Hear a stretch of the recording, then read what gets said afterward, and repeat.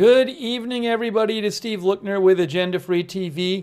We are here tonight to bring you a live update on the Hezbollah pager explosions in Lebanon. There have been a bunch of new reports and developments since we were on the air earlier today covering this live. So wanted to talk about it again, tell you about some of the new reporting out there, take some more of your comments and questions on the air, and just discuss the latest on this really crazy story out of Lebanon. Just, this is not something I would ever expect.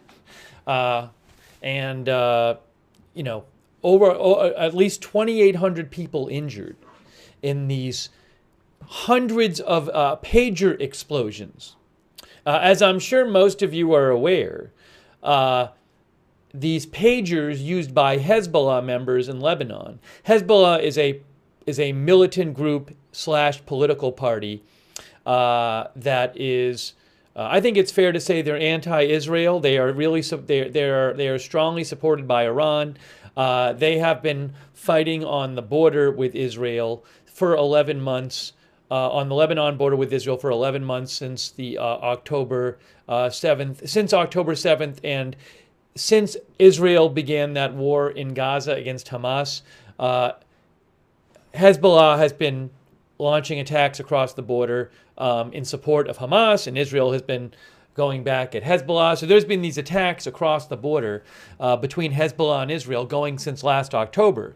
But what happened today is a lot of Hezbollah members, I don't know if all of them do, but a lot of them, from what I understand, use these pagers, which it's not a cell phone, but it's roughly the size of a cell phone, maybe a little smaller, and it's a device that you can get messages on. If you've never seen one, I'll show you a picture real quick from the Wikipedia article. But roughly think of like a device you get messages on, about the size of a cell phone. And if you go to like pager, Wikipedia, you see they have that picture there, these pictures here, different pictures here on Wikipedia of pagers, like this one from Mohammed Lombardia. So you get the idea. That's what they look like there. That's one right there. Another picture by Dennis Apel on Wikipedia. So these things around 3:30, 3:45 p.m. today, Hezbollah pagers started exploding, and hundreds of them exploded. These are not explosions that brought a building down, but they were strong enough to seriously injure or kill people, many people. So far, 9 dead. I believe when I checked, the latest toll was 9 dead and at least 2,800 injured. Those numbers could go up, but that was from. That's the numbers from earlier today, but I'm not aware of a new total right now. Although it's been overnight in Lebanon. I think the time in Lebanon right now is 5:30 a.m. 5:32 a.m. So for all I know, in a few hours there'll be some new toll. But we want to bring you an update on this situation. We were covering it earlier today, but there's been some new reports that came out that I want to tell you about. There's been some new reporting about oh, by the way, it is widely believed that Israel did this. Hezbollah and the Lebanese government accuse Israel of doing this.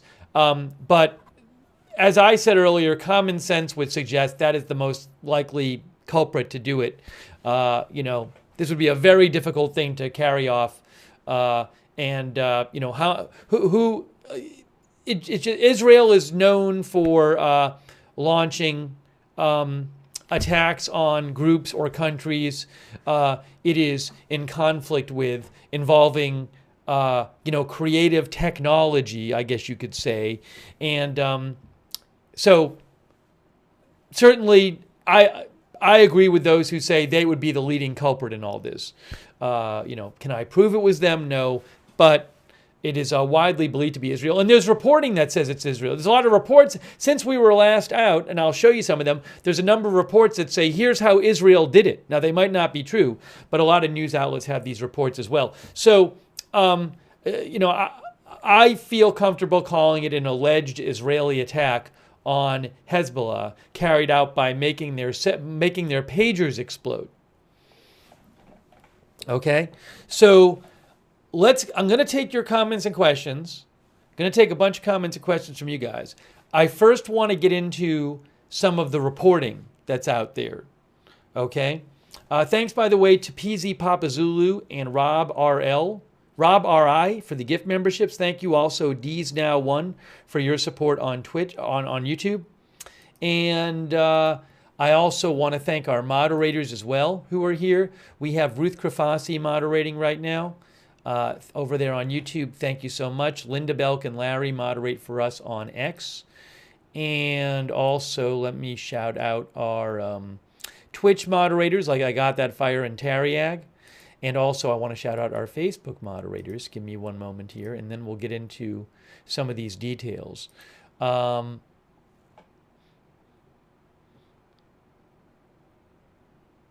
see here. Hold on a second.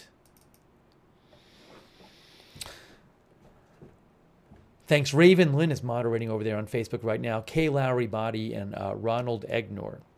Oh, and you know what I should also do? Kay reminded me. I can't show, there's a bunch of number of videos there's several videos of the pager explosions that I have seen.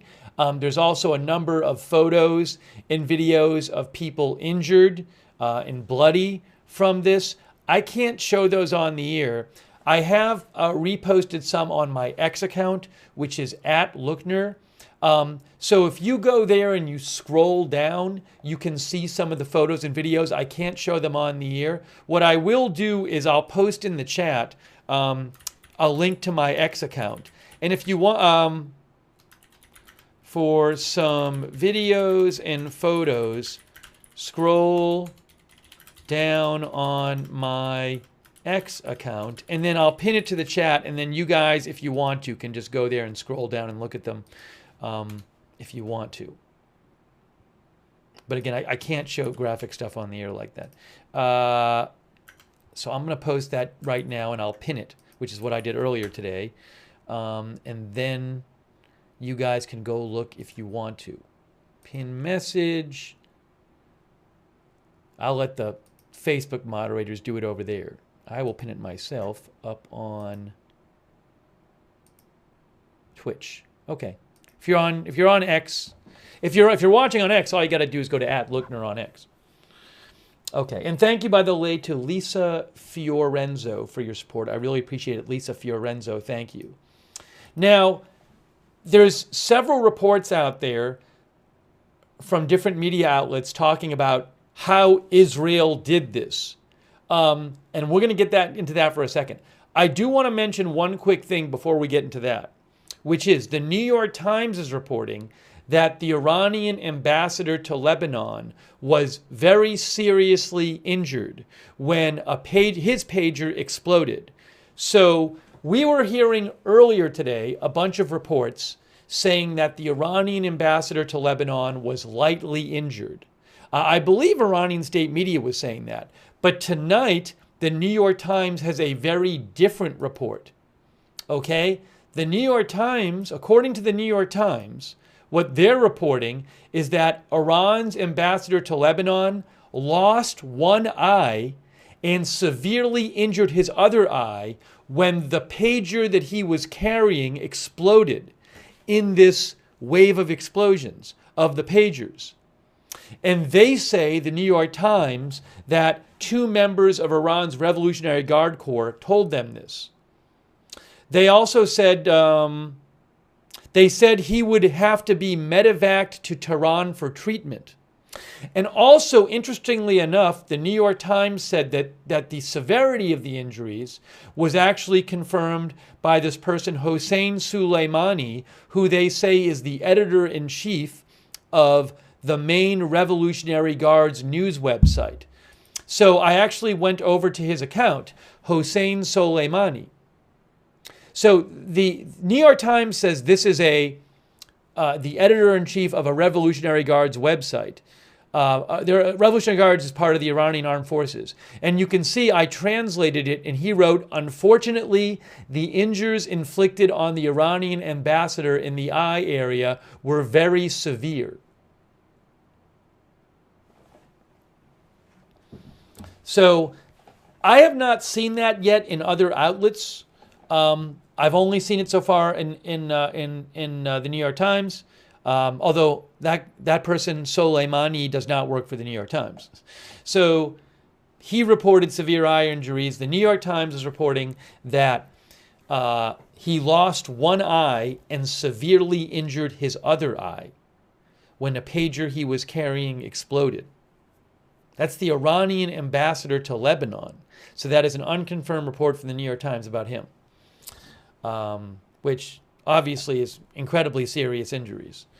So I will let you know if I hear more about that. A lot of people seriously injured. By the way, I can't show them. I didn't even post them on my X account. I have seen a couple videos which are purportedly from today, and my guess is that they are legit, circling around on the internet of scenes at hospitals where many people are injured, very serious injuries. Hands, faces, chunks taken out of their bodies. And this matches a lot of reporting that was out there from different media outlets today talking about what their representatives had seen at hospitals. Really, some really, really terrible injuries. Okay, so we'll talk more about that. I will look around for other information on that. I just wanted to throw that out there as something which, when we last left that, we were hearing these reports that the Iranian ambassador was lightly wounded. This report suggests that he lost one eye and was seriously injured in the other. So we'll see if we hear more about that. But what I'm going to get into now is some of these reports about how this was supposedly done. So, for example, Reuters has a report, Israel planted explosives in Hezbollah's Taiwan-made pagers, say sources.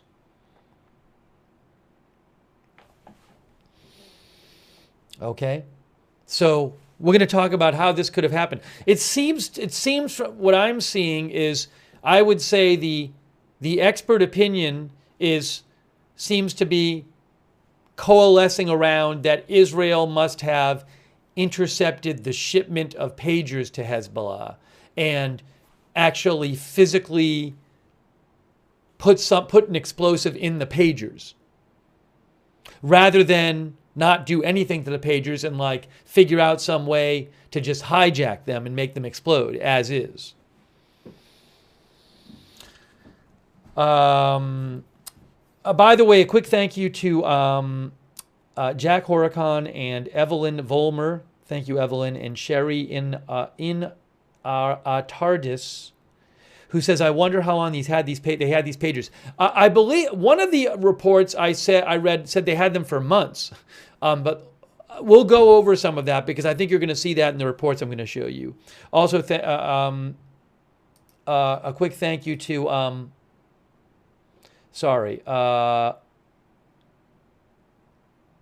Eric Bickford. Thank you so much, Eric. I appreciate your support of the channel. And also Sherry Bartolucci. Thank you, Sherry, for your support of the channel. And Aging Gen Xer. Thank you. Okay, so I'm going to get to your comments and questions. What I'd like to do first is just to get us started here. I want to read you this report from Reuters about what they're reporting. This is a Reuters report on how they're saying this was done. Israel planted explosives in Hezbollah's Taiwan-made pagers, say sources. So let's check this out, what Reuters has to say.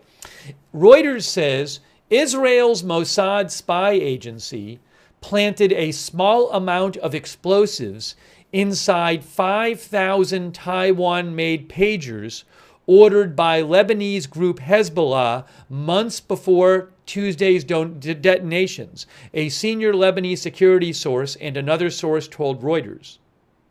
The operation was an unprecedented Hezbollah security breach that saw thousands of pagers detonate. Thousands! This article says thousands of them went off across Lebanon, killing 9 people and wounding nearly 3,000 others, including the group's fighters and Iran's envoy to Beirut. Give me 1 second here. Sandollar says, wow, that is crazy. Yeah, the whole thing is crazy.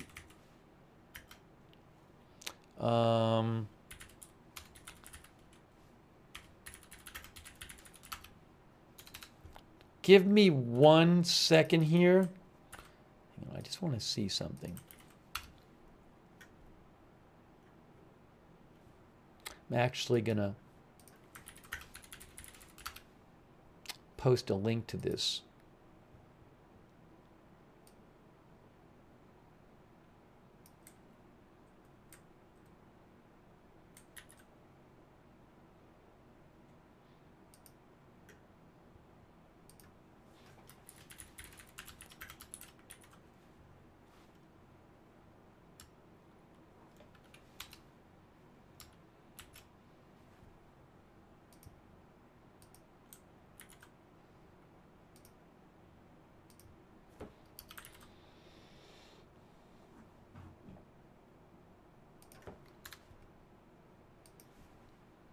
All right. Sorry for the delay. So again, it's just so striking. Even the idea that thousands of them exploded, no matter how it happened, that thousands of them exploded, not just hundreds. So I just want to read that start again because I think it's important. Israel's Mossad spy agency planted a small amount of explosives inside 5,000 Taiwan-made pagers ordered by Lebanese group Hezbollah months before Tuesday's detonations, a senior Lebanese security source and another source told Reuters. The operation was an unprecedented Hezbollah security breach that saw thousands of pagers detonate across Lebanon, killing 9 people and wounding nearly 3,000 others, including the group's fighters and Iran's envoy to Beirut. Iran-backed Hezbollah has vowed to retaliate against Israel, whose military declined to comment on the blasts. The plot appears to have been many months in the making, several sources told Reuters. The senior Lebanese security source said the group had ordered 5,000 beepers made by Taiwan-based Gold Apollo, which several sources say were brought into the country earlier this year. The senior Lebanese security source identified a photograph of the model of the pager, an AP924, which, like other pagers, wirelessly receive and display text messages but cannot make telephone calls. Let me just check something here.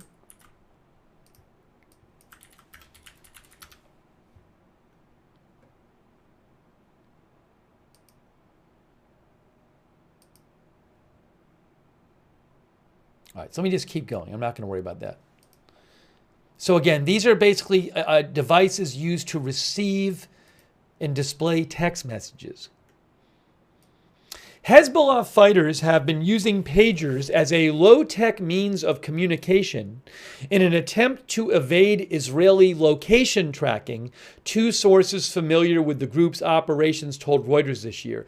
I believe that's because, well, one thing is unlike phones, pagers don't have a GPS in them. But also, I don't know if there's the kind of thing where there's how they operate. Maybe there's other reasons they can't be location tracked. I'm not sure. But the senior Lebanese source said the pagers had been modified by Israel's spy service at the production level. The Mossad injected a board inside of the device that has explosive material that receives a code. It is very hard to detect it through any means, even with any device or scanner, the source said. I can't confirm this is true. There's another report which is like a similar report to this. But this is the Reuters report. The source said that 3,000 of the pages exploded when a coded message was sent to them, simultaneously activating the explosives. Again, the source said that 3,000 of the pagers exploded when a coded message was sent to them, simultaneously activating the explosives. Another security source told Reuters that up to 3 grams of explosives were hidden in the new pagers and had gone undetected by Hezbollah for months. Neither Israel nor Gold Apollo initially responded to Reuters' request for comment. Images of destroyed pagers analyzed by Reuters showed a format and stickers on the back that were consistent with pagers made by Gold Apollo based in Taipei. Hezbollah was reeling from the attack, which left fighters and others bloodied, hospitalized, or dead. One Hezbollah official said the detonation was the group's biggest security breach since the Gaza conflict between Israel and Hezbollah ally Hamas erupted on October 7th. This would easily be the biggest counterintelligence failure that Hezbollah has had in decades, said Jonathan Panikoff, the U.S. government's former deputy national intelligence officer on the Middle East. So the idea would be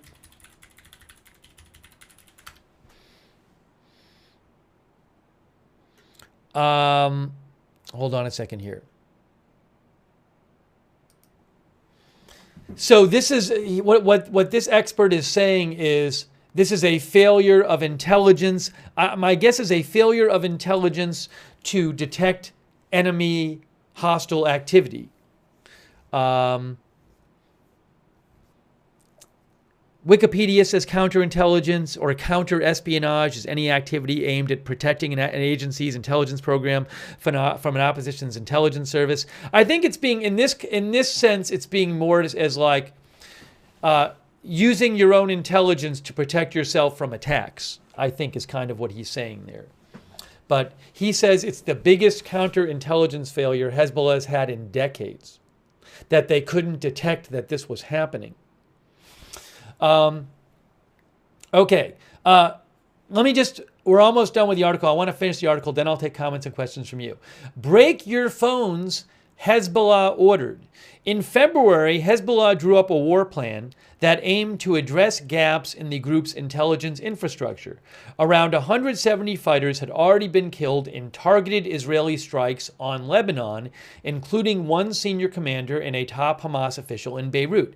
In a televised speech on February 13th, the leader of Hezbollah, Hassan Nasrallah, sternly warned supporters that their phones were more dangerous than Israeli spies, saying they should break, bury, or lock their phones in an iron box.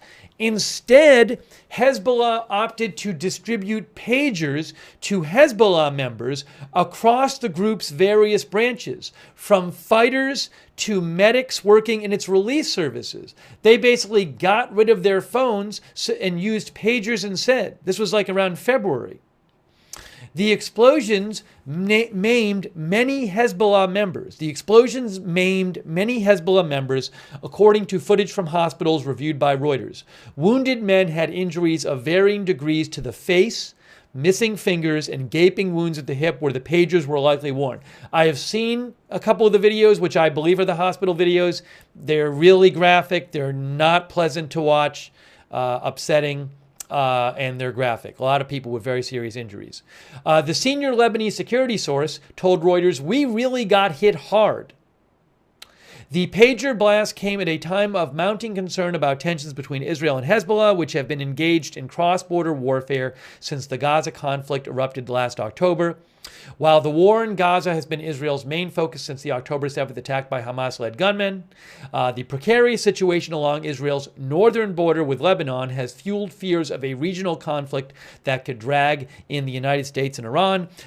There's some concern that maybe this alleged Israeli attack on the Hezbollah pagers could escalate the situation further and perhaps make an all-out war between Israel and Hezbollah more likely. We'll have to see, don't know.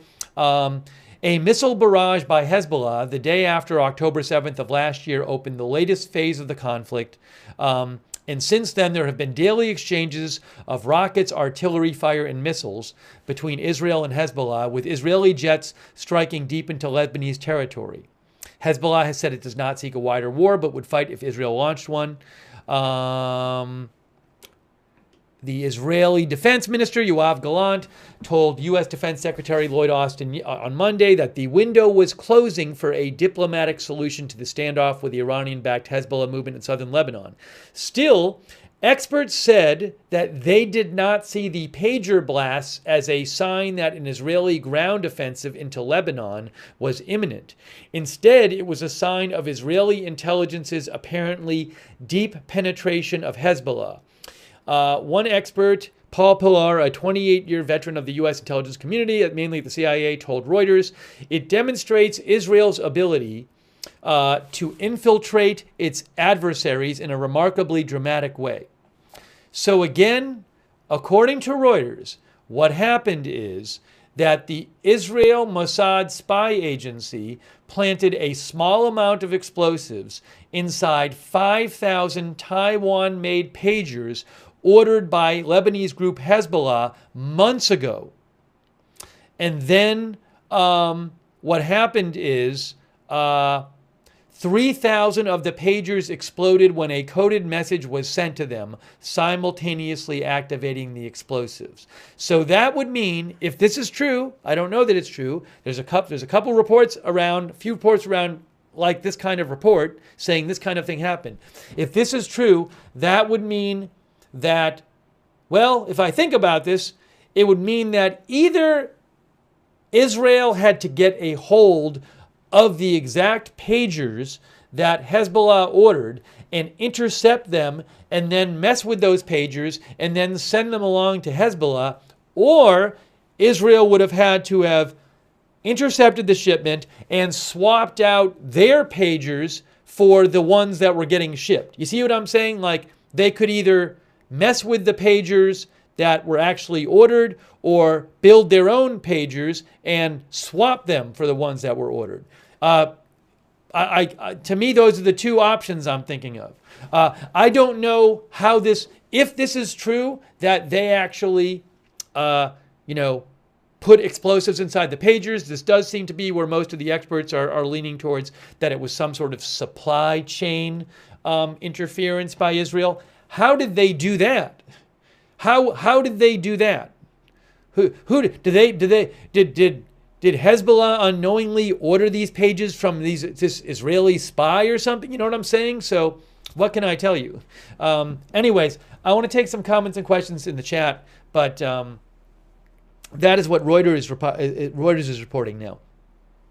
Our viewer Parallel News Network says, or the Taiwan supplier was compromised. One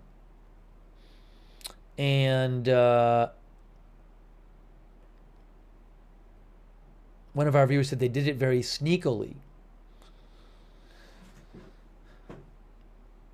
L. Bird says it could be an inside job, but Israel would have to have somebody on the inside. I mean, if they did this, they had to. I mean, how did they do it? As I was saying earlier today, there's one whole aspect of this is just the physical aspect of making these explosives, of doing whatever you have to do to make the pagers explode. That's one whole thing, which I'm sure is incredibly sophisticated and difficult. But a whole other aspect is, even if you know how to make a pager explode, it's a whole other thing entirely to somehow, when Hezbollah orders thousands of pagers, to get the pagers that you're interfering with or that you're making into Hezbollah's hands and have Hezbollah think that those are the ones they ordered. You see what I'm saying? So there's multiple very difficult, sophisticated aspects to this whole operation that had to have happened. Chris Murphy says Israel's public comment is no comment.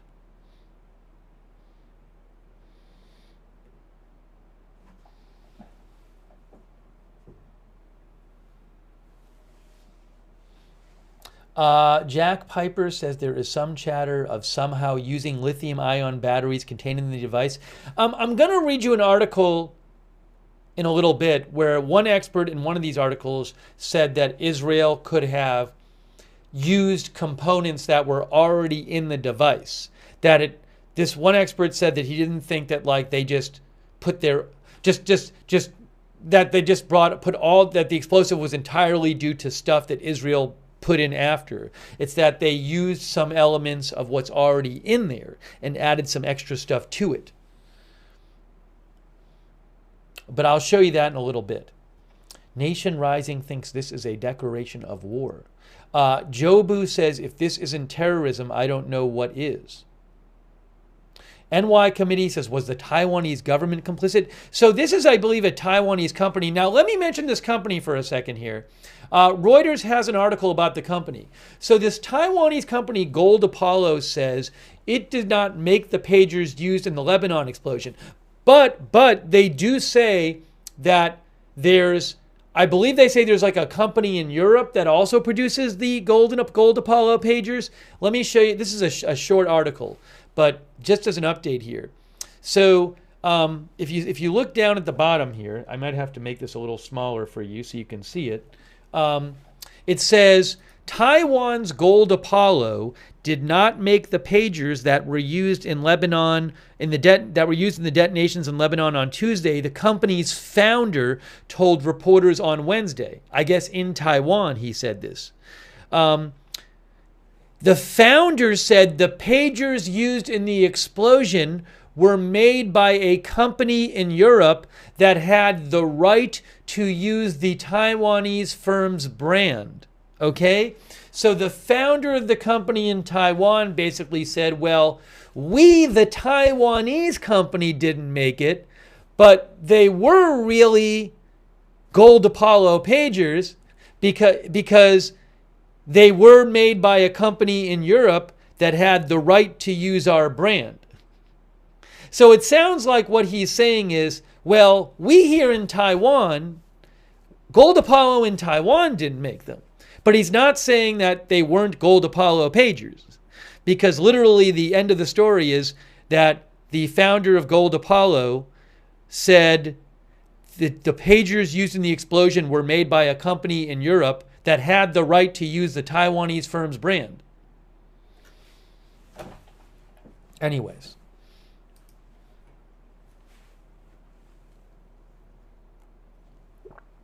I can't get more specific than that, but that was an article from Reuters as well.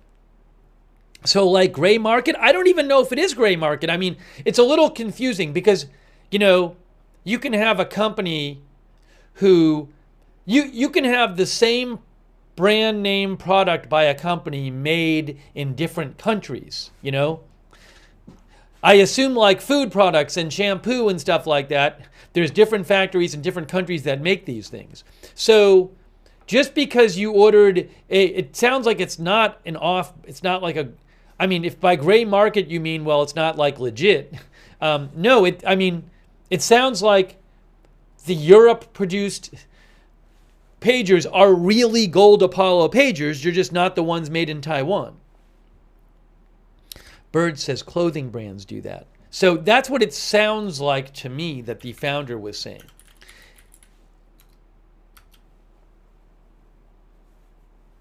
Yeah, gray market, according to Wikipedia, is an unauthorized distribution channel, but this would have been a fully authorized one.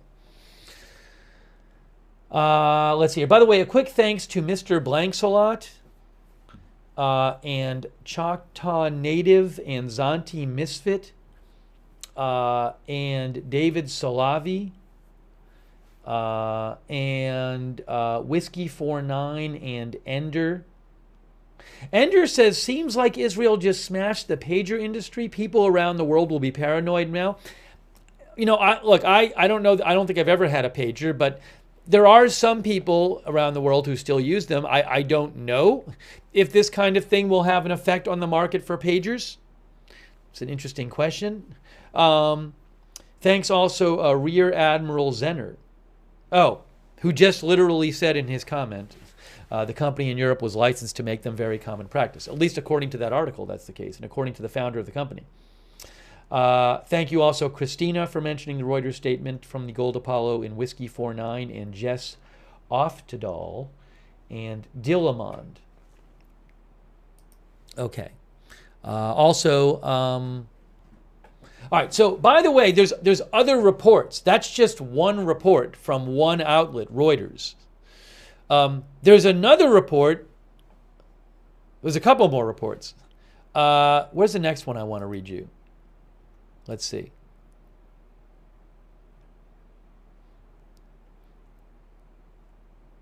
Oh, I'll just mention there's a couple other reports I want to read you, but I will mention that the New York Times has a report, and it's kind of similar to the Reuters one we just read. And the New York Times report says that Israel planted explosives in pagers sold to Hezbollah, which is basically what Reuters said. And now the New York Times says that, maybe they even talked to the same sources as Reuters did. The New York Times says that Israel hid explosive material in a new batch of Taiwanese-made pagers, although the Taiwanese company is saying maybe they were made in Europe. Anyways, the pagers had been ordered from Gold Apollo by Hezbollah, and they were tampered with before they reached Lebanon. Most were the company's AP924 model, says New York Times, but there were some other Gold Apollo models as well. And just to be clear, some other things the New York Times says in their report. The New York Times says that the explosive material was implanted next to the battery in the pager. A switch was put in there that could be triggered remotely, and that the pagers received a message that appeared that it was coming from Hezbollah's leadership, but the message activated the explosives. Also, the Times sources said that the devices were programmed to beep for several seconds before exploding. So it's the New York Times account is a similar account, quite similar, not exactly similar, but quite similar to the Reuters account. Okay? I wanted to mention that. But I have a couple other reports I want to read you as well. Let's see here.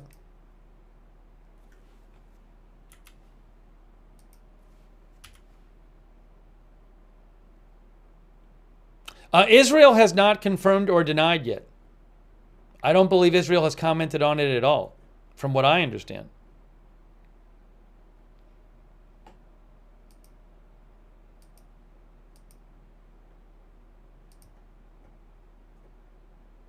Here, so let me show you this.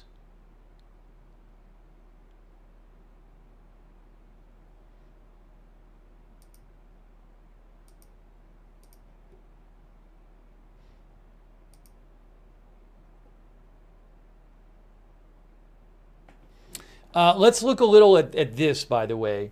This is from Associated Press. What to know about the deadly pager explosions targeting Hezbollah. By the way, Russell Bach, our viewer, says, did the company know that the pagers were being sent to Hezbollah? That is a good question. I do not know. I don't know that. Thanks, Russell. Also, thank you to Tilly Riley. Thanks, Tilly. I'll keep an eye on that. Thank you, Tilly. Also, Harvard Berserker. Thanks for your support.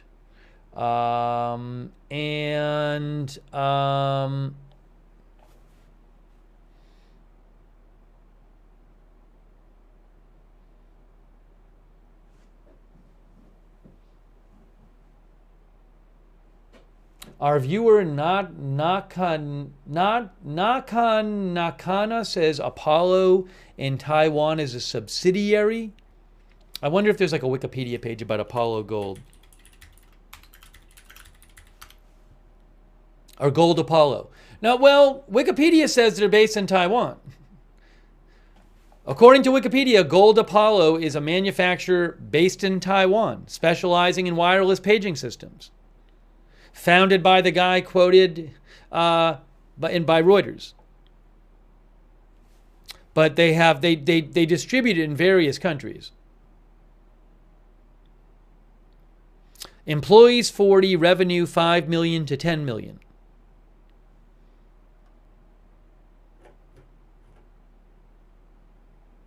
Okay, let me go to this. I want to show you this. What to know about the deadly pager explosions targeting Hezbollah. Again, we're giving you updates. There's some new reporting tonight on this pager attack. Reuters reported that 3,000 pagers exploded. Bojangles 2929 says this is some real-life James Bond stuff. Quick thank you to our moderators, by the way. We have moderating right now. Ruth Krafasi is moderating. Thank you so much, Ruth. We also have Linda Belk and Larry moderate for us on X. And we have over there on Twitch. Hang on a moment. Hang on a moment. DeBears and Mark and NC moderating.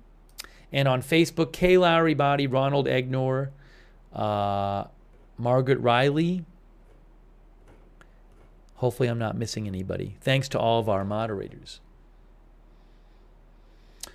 So Associated Press says in what appears to be a sophisticated remote attack, pagers used by hundreds of members and maybe thousands of members of Hezbollah exploded almost simultaneously in Lebanon and Syria Tuesday, killing at least 9 people, including reportedly an 8-year-old girl, and wounding thousands more. A U.S. official, look at this, here's another report, similar to the other two. AP reports, a U.S. official said Israel briefed the U.S. on the operation in which small amounts of explosive secreted in the pagers were detonated on Tuesday after the operation was concluded. Okay? Now, secreted means hidden, I believe. That's kind of a weird word.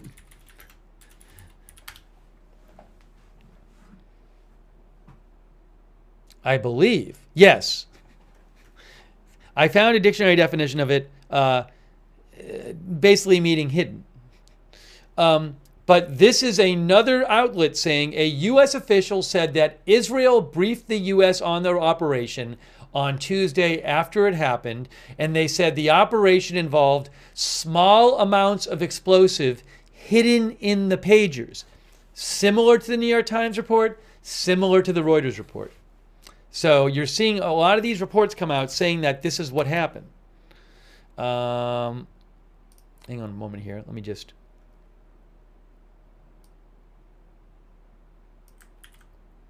do something real quick here.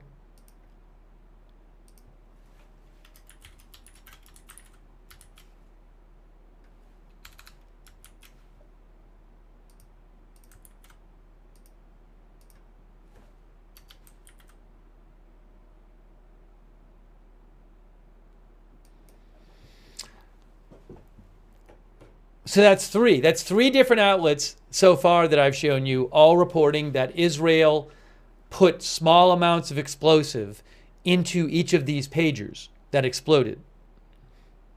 Somehow. And this report says that Israel actually talked to the U.S. about it after and admitted doing it after the operation. The Iran-backed militant group Hezbollah blamed Israel for the deadly explosions, which targeted an extraordinary breadth of people and showed signs of being a long-planned operation. Details on how the attack was executed are largely uncertain, and investigators have not immediately said how the pagers were detonated. The Israeli military has declined to comment. Here's what we know so far.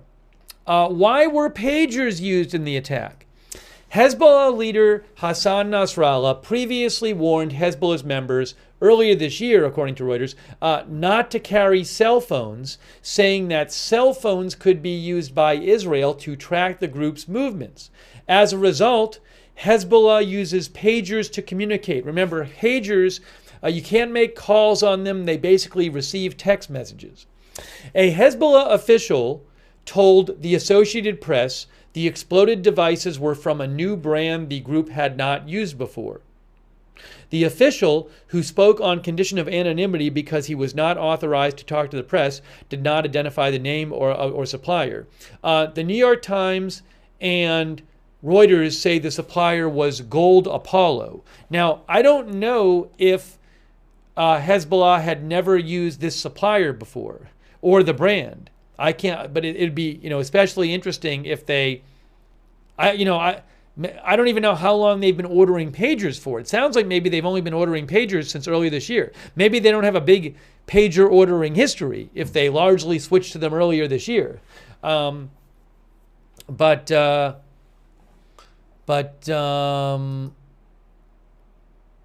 Anyways, that's a whole other interesting question. Is this a new brand? Was it a new supplier? How did they find the people they ordered it from? All that stuff.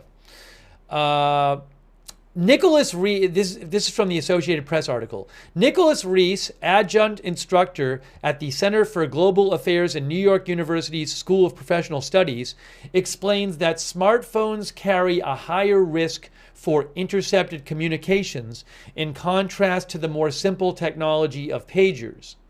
This type of attack will also force Hezbollah to change their communication strategies, said Rees, who previously worked as an intelligence officer, adding that the survivors of the explosions are likely to throw away not just their pagers, but their phones, and leaving their tablets or any other electronic devices. So what he's saying is Hezbollah is going to have to totally change now how they communicate with each other. Okay. We'll take a few more comments in a second. I want to just read this next section to you. How could sabotage cause these pagers to explode? Remember, both the New York Times and Reuters are reporting, and there was a report earlier in this article from AP that Israel put in small amounts of explosive to the pagers before they were delivered to Hezbollah, somehow. Even with a U.S. official confirming it was a planned operation by Israel, multiple theories have emerged today, Tuesday, around how the attack might have been carried out. Several experts who spoke with the Associated Press explained how the explosions were most likely the result of supply chain interference. Supply chain interference. Getting to them somewhere on their way to Hezbollah. Very small explosive devices may have been built into the pagers prior to their delivery to Hezbollah and then all remotely triggered simultaneously, possibly with a radio signal.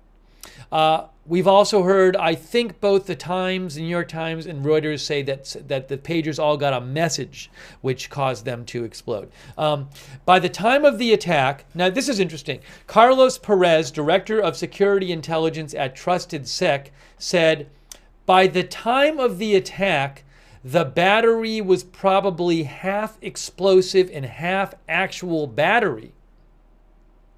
So it sounds like he's saying that Israel maybe cut out part of the battery and replaced it with part of it with explosive material or something, maybe.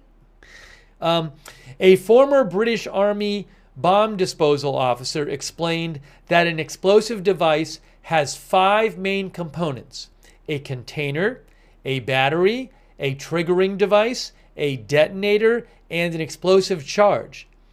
A pager has 3 of those already, explained the ex-officer, who spoke on condition of anonymity. You would only need to add the detonator and the charge. So he's saying, look, there's a bunch of components already in the pager that could be used for the explosive. After security camera footage appeared on social media today, purporting to show one of the pagers explode on a man's hip in a Lebanese market, 2 munitions experts offered opinions that corroborate the U.S. official statement that the blast appeared to be the result of a tiny explosive device. Looking at the video, the size of the detonation is similar to that caused by an electric detonator alone, or one that incorporates an extremely small, high explosive charge, said Sean Morehouse, a former British Army officer and explosive ordnance disposal expert. This signals involvement of a state actor, Morehouse said. He adds that Israel's foreign intelligence agency, the Mossad, is the most obvious suspect to have the resources to carry out such an attack. N.R. Jensen Jones, an expert in military arms who is the director of the Australian-based Armament Research Services, notes that Israel had been accused of carrying out similar operations in the past. Last year, AP reported that Iran accused Israel of trying to sabotage its ballistic missile program through faulty foreign parts that could explode, damaging or destroying the weapons before they could be used. All right, I'm going to pause in the article for a second. So, this is the third outlet, basically. Associated Press, New York Times, Reuters, all reporting that these pagers, before they got to Hezbollah, Israel put a small amount of explosive inside all of the ones that exploded and did whatever else they needed to do to them. Somehow got to them before they reached Hezbollah. And then they triggered them. Just think about this, though. Think of the complexity of this operation. First of all, you'd have to have the technical know-how and ability to even know how to modify a pager to make it explode. Then you'd actually have the practical ability. Even if you knew how to do it, you'd have to have people who are good enough at doing it and aren't going to blow themselves up and know what they're doing to actually build these things, right? You also have to have enough explosive material, whatever it is, to put in hundreds or thousands of these things. And aside from all of that, you also, even if you could build hundreds or thousands of these things, you got to figure out, how do we get these to Hezbollah? All of this giant shipment of modified pagers that actually have explosives inside them, and make Hezbollah think these pagers are fine. These are the ones we ordered. There's nothing wrong with them. There's so much involved with this in terms of technical know-how, explosives, intelligence operations. It is. I'm no expert on this, but if you just think about it. Joshua John says it seems impossible. It's just, wow. Thanks, by the way, to Mr. Blanks a lot. I appreciate that. Who says they're going to go back to sending smoke signals. Thank you, Brian Bielman and Russell Bach, for your support. Russell says, I wonder if Lebanon's Christian minority or government knew about this or had anything to do with it. Well, the reports we've seen so far suggest Israel, which I do believe is the most likely, culprit. But did anybody else know about it? I don't know. Did they have people in Hezbollah who they're working with? What are they, somebody who is like a turncoat or something? I don't know. Let's see here. Hold on a second here. Give me a second here. All right, I want to take some more comments and questions from you. Our viewer user 27 blah blah blah blah blah says they bought the same pagers, modified them, and then swapped the shipping pallets. Now, if they did that, they had to know exactly what the order Hezbollah placed was. They had to know how exactly it was being shipped. They had to somehow have access to the shipment and be able to somehow undetected switch them in and out. So there's that aspect too, if they did it that way.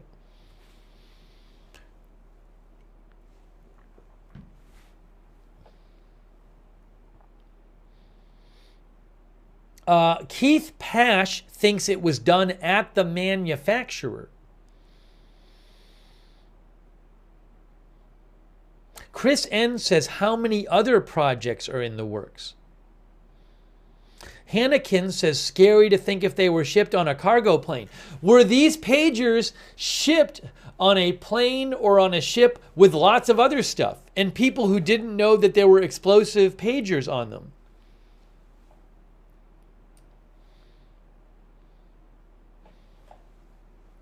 Odd and Out says billions from the U.S. to Israel really helps with that.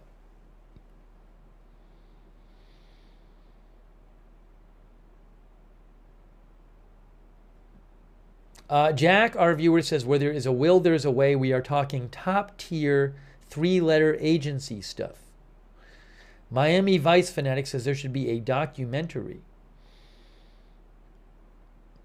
Pine Green says the question is still out there. Did the pagers have a lithium battery which could heat up and detonate the explosives, or an AA battery, or some are saying? I'll see if any of the articles talk about the battery more. Ruth Krafasi says sounds crazy and confusing. RB thinks it's not that impressive on the tech side and thinks it's more impressive on the logistics intelligence side, but that is very much something Israel is capable of doing. Again, 9 dead and at least 2,800 injured is the latest totals.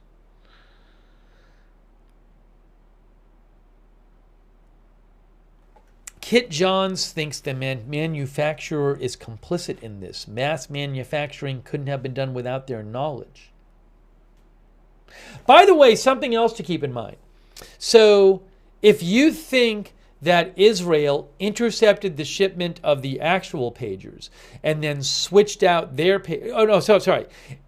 if you think Israel did not switch out, if you think Israel got a hold of the pagers and modified them en route, the thing is, they would have had to have modified a lot of pagers. So it's not my guess is that it would be impossible for Israel to sneak, say, onto a ship and take off the pagers, or even do it on the ship and just take a half an hour and put explosives, small explosives, into hundreds of pagers. It seems like that operation might take a little more time. So that presents a difficulty if you think that they somehow en route got at the pagers and modified them, because you'd think that would take a while to modify them. Maybe I'm wrong.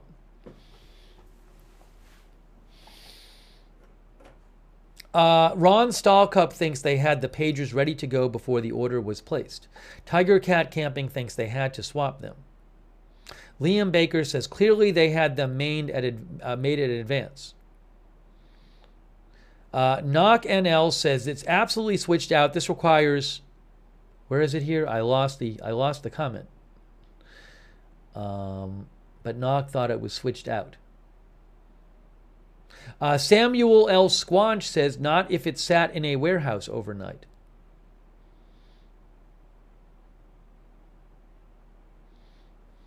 Scott Hannigan thinks Israel would have had the shipping manifest, and that normally means someone in the shipping department knew where it was going.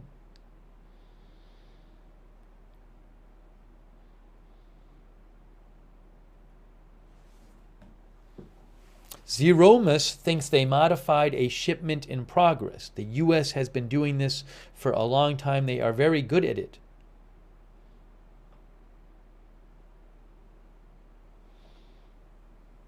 Blanca, our viewer, thinks it must have been done during the actual production. Could they have done it during the production? Jarrett Najalki thinks this is just a start and that Israel is going into Lebanon soon, or at least a significant air campaign is coming. Oh, good point, I think, by Donut Hole Head, who says there are likely duds that didn't go off that are being looked at. That very well could be true.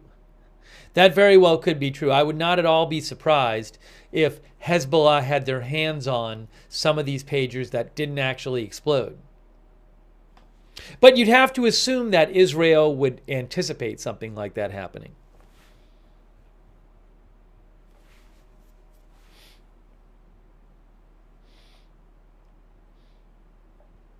Aaron Coe says, I was wondering if those pagers were full of ball bearings. I have not heard of any kind of excess stuff put into the pagers. I mean, they're pretty small. So I have not heard of any kind of material put in there, but I don't know. Maybe there was something in there to make them, shrapnelize or something.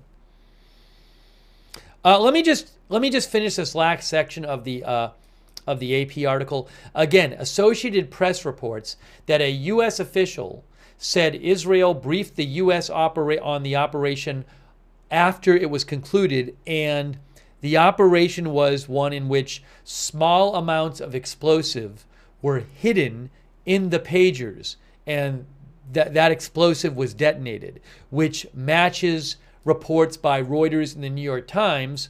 It's not an exact match, but both Reuters and the New York Times report that Israel put explosive in pagers, small amounts of explosive in pagers, and the explosive was set off when a message was sent to the pagers. How long was this operation? It would take a long time to plan an attack of this scale, says AP.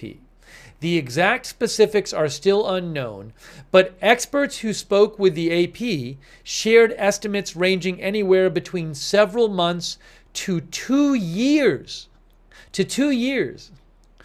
The sophistication of the attack suggests that the culprit has been collecting intelligence for a long time, Reese explained. An attack of this caliber requires building the relationships needed to gain physical access to the pagers before they were sold. Developing the technology that would be embedded in the devices, and they don't mean in the company. Developing the technology that would be embedded in the devices, and developing sources who can confirm that the targets were carrying the pagers. That's also interesting. And it's likely that It's likely that the compromised pagers seemed normal to their users for some time before the attack. Elijah J. Magnier, a Brussels-based veteran and a senior political risk analyst with over 37 years' experience in the region, said he has had conversations with members of Hezbollah and survivors of Tuesday's pager attack. He said the pagers were procured more than 6 months ago. The pagers functioned perfectly for 6 months, Magnier said. What triggered the explosion, he said, appeared to be an error message sent to all the devices. Based on his conversations with Hezbollah members, Magnier also said that many pagers didn't go off, allowing the group to inspect them, which is what you guys were talking about in the chat. They came to the conclusion that between 3 to 5 grams of a highly explosive material were concealed or embedded in the circuitry, he said. Jensen Jones also adds that such a large-scale operation also raises questions of targeting, stressing the number of casualties and the enormous impact reported so far. How can the party initiating the explosive be sure that a target's child, for example, is not playing with the pager at the time it functions, he said. I mean, it does seem like at a certain point you're not going to be sure who has all these pagers, given the number of them, and who's standing next to them and such. Hezbollah issued a statement confirming at least 2 members were killed in the bombings. One of them was the son of a Hezbollah member in parliament, according to a Hezbollah official who spoke anonymously. The group later issued announcements that 6 other members were killed Tuesday, though it did not say how. Hezbollah said, "We hold the Israeli enemy fully responsible for this criminal aggression that also targeted civilians," and said that Israel will for sure get its just punishment. I want to post that thing about the 6 months.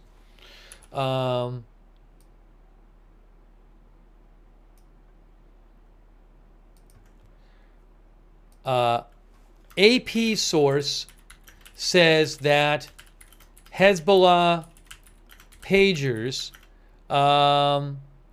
were procured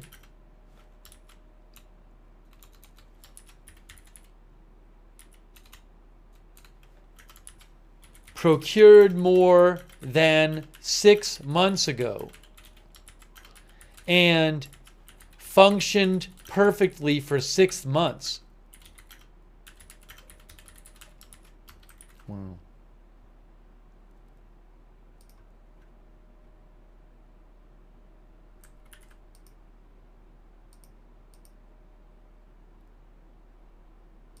I mean, think about that. If that's true, your Hezbollah, I mean, time-wise, Reuters suggests that Hezbollah really started moving towards pagers like early in the year. This could this have been like their first big pager order? Could this have been their first big pager order? Maybe they didn't have many previous pager orders. But did Israel? Because would Israel have been able to plan this? If they ordered them 6 months ago, Israel would have had to have planned the operation before that. So did Israel know they were going to order pagers? You see what I'm saying? How does the timing all work out? I don't know. But imagine that, they get these things and they're using them for months and they're fine. Unreal.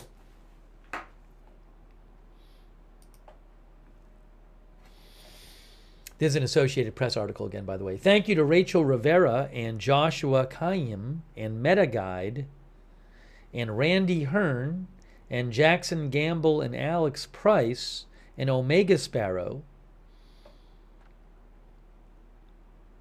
Randy thinks they thought they were buying black market because technology bans or sanctions would prevent sale from, I guess, regular sellers to them. It's an interesting question. Were they because they're Hezbollah and they're backed by Iran? Were they buying from some,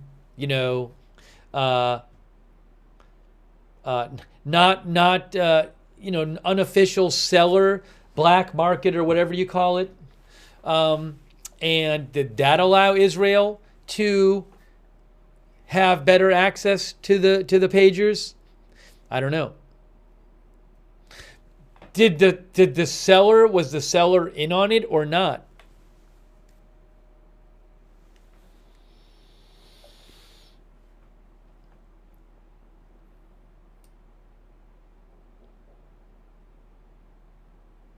Rachel Rivera thinks Israel somehow planted the idea of how bad phones are and somehow, contributed to Hezbollah switching to pagers. Maybe it's something Israel, planned in advance, thinking like, well, maybe we can get them to switch to pagers, but we don't know if it ever will happen. I don't know. It's interesting, this idea that Israel might have been planning this before they even switched to pagers.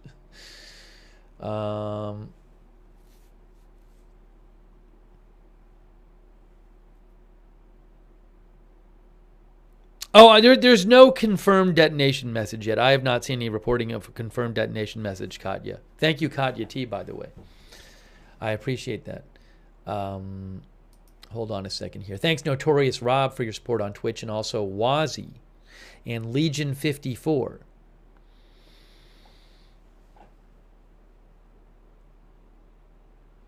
Sharky McStevenson says, that's what I thought as well. They baited with the cell phones to get the pagers in their hands.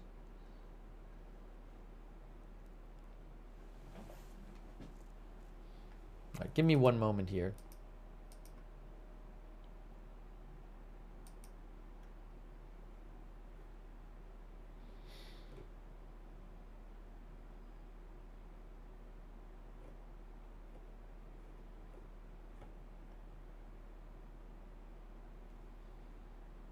I just saw something here. I don't think this is related, but Guy Elster, who is a reporter for Walla News in Israel, he's reporting that 4 Israeli soldiers were killed in an explosion in a building in Rafah, southern Gaza Strip. I'll see if I can find it. Yes, here it is right here. 4 Israeli soldiers were killed and others wounded during fighting in southern Gaza's Rafah yesterday. Oops, sorry. This is not in an obvious way related to the Hezbollah phone, the Hezbollah pagers thing, but I just want to mention this.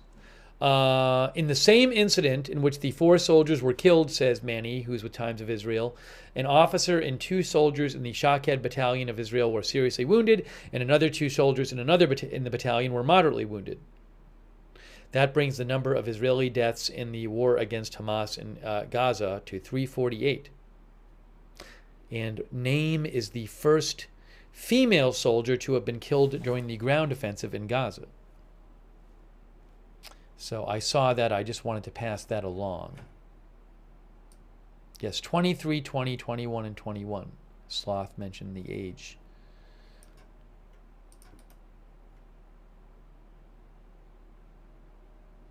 Yeah, now also, we heard that 6-month report. Look at this.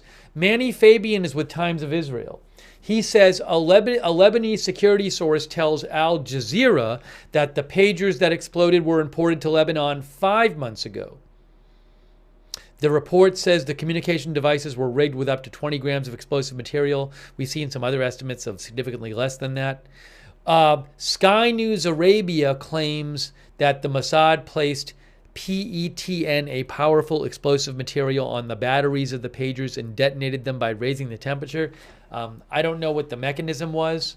But these various reports that are coming out have this common theme, it seems, that they're just saying Israel put explosive material into these pagers. You know, our viewer Nikki, interestingly, Nikki Newark says that Israel probably had them bugged to intercept messages as well. I don't know that that's the case. It's an interesting idea that if Israel was going to make these things explode and modify the pagers, would they also put in technology that would let them read the messages somehow? Or would it be too risky? Would that kind of technology risk detection? I don't know. It's an interesting thought. Ashley Lamont says, I'm scared of my phone now.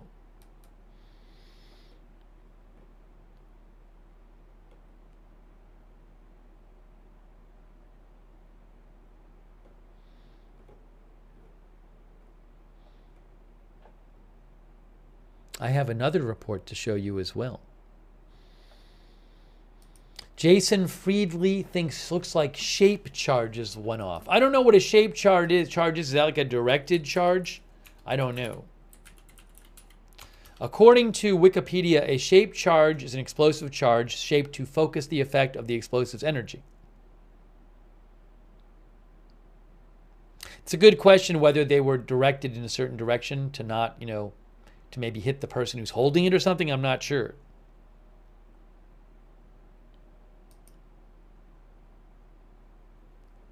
Trolling says on one of the videos before the explosion, you can see the person looking down on his phone because he received a message.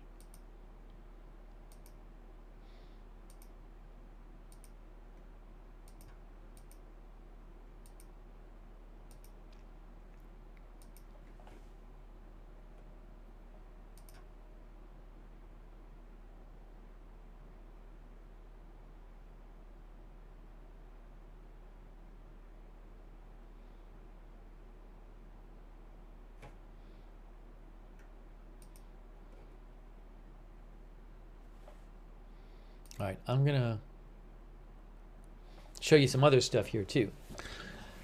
Knox Corvus says, I don't like where we're heading. Stephanie Brunk thinks the battery heated up the explosive and caused the reaction to occur according to what I read, she said. And I just want to remind you, in case you weren't here at the beginning, there is a report out tonight from the New York Times that the Iranian ambassador to Lebanon was much more seriously injured than had been reported earlier in the day. Earlier in the day, the reports were saying that the ambassador and including, I think, from Iranian state media, the reports were that the ambassador to Lebanon, the Iranian ambassador, had been lightly injured. Well, the New York Times tonight has a very different report. The New York Times tonight is reporting, let me just pull it up here because I don't want to misrepresent it. Let me make sure they still have it posted. Oh, they also say 11 people died. I haven't heard that. What happened to this? They like adjusted their coverage. I have to find this now. Give me a second here.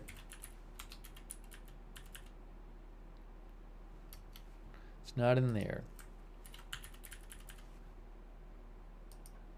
You know, they had like this. Oh, I got it. I found it. I found it.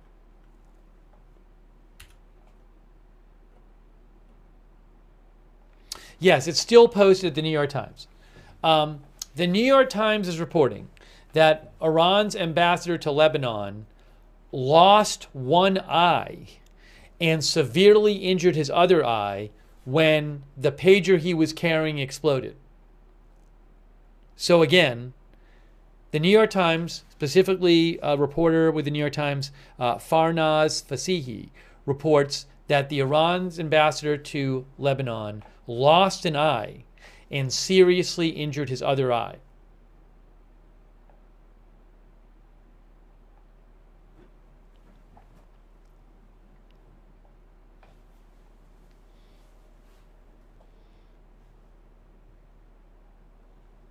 Now, I haven't seen that report other places yet. Although there is, the New York Times pointed out that the editor-in-chief of a Revolutionary Guard news site posted on X that that unfortunately the injuries inflicted on the Iranian ambassador in the eye area were very severe. So that's like a second report about that. So, I mean, I guess we'll hear more, but again, that's obviously an incredibly serious injury.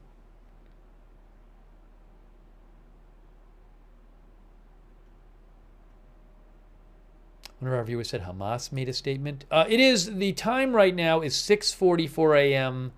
Lebanon and Israel time.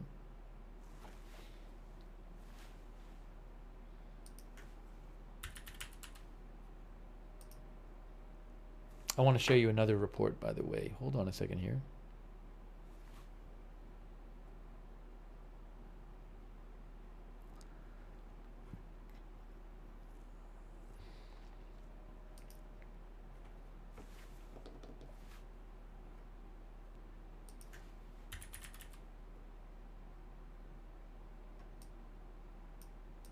What is this?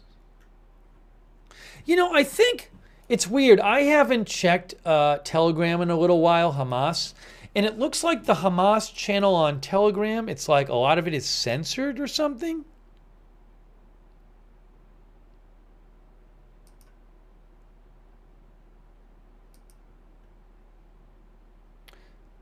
It's like the original channel is censored and then the next one is barely showing anything.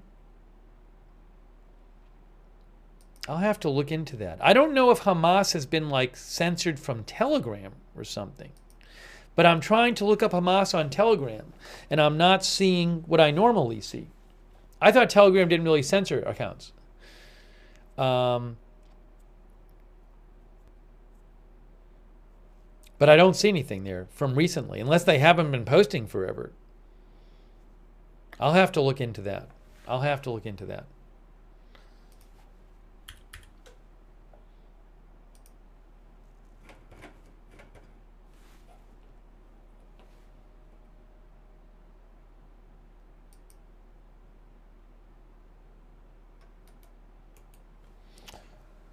Okay. By the way, thanks to IndyCar, who thinks that the extra batteries in the box with the pagers were swapped out. So when the first battery was used up, they put in the included extra batteries. I have no idea if that's the case. Then it would seem like you were relying on them to use the extra batteries. Wouldn't it? Wouldn't that be iffy, IndyCar? Would you want to rely on them to use extra batteries? I don't know. That's what IndyCar thinks happening. Thank you, IndyCar, for your support. Thank you also to Shark and CJ and Jason Friedel.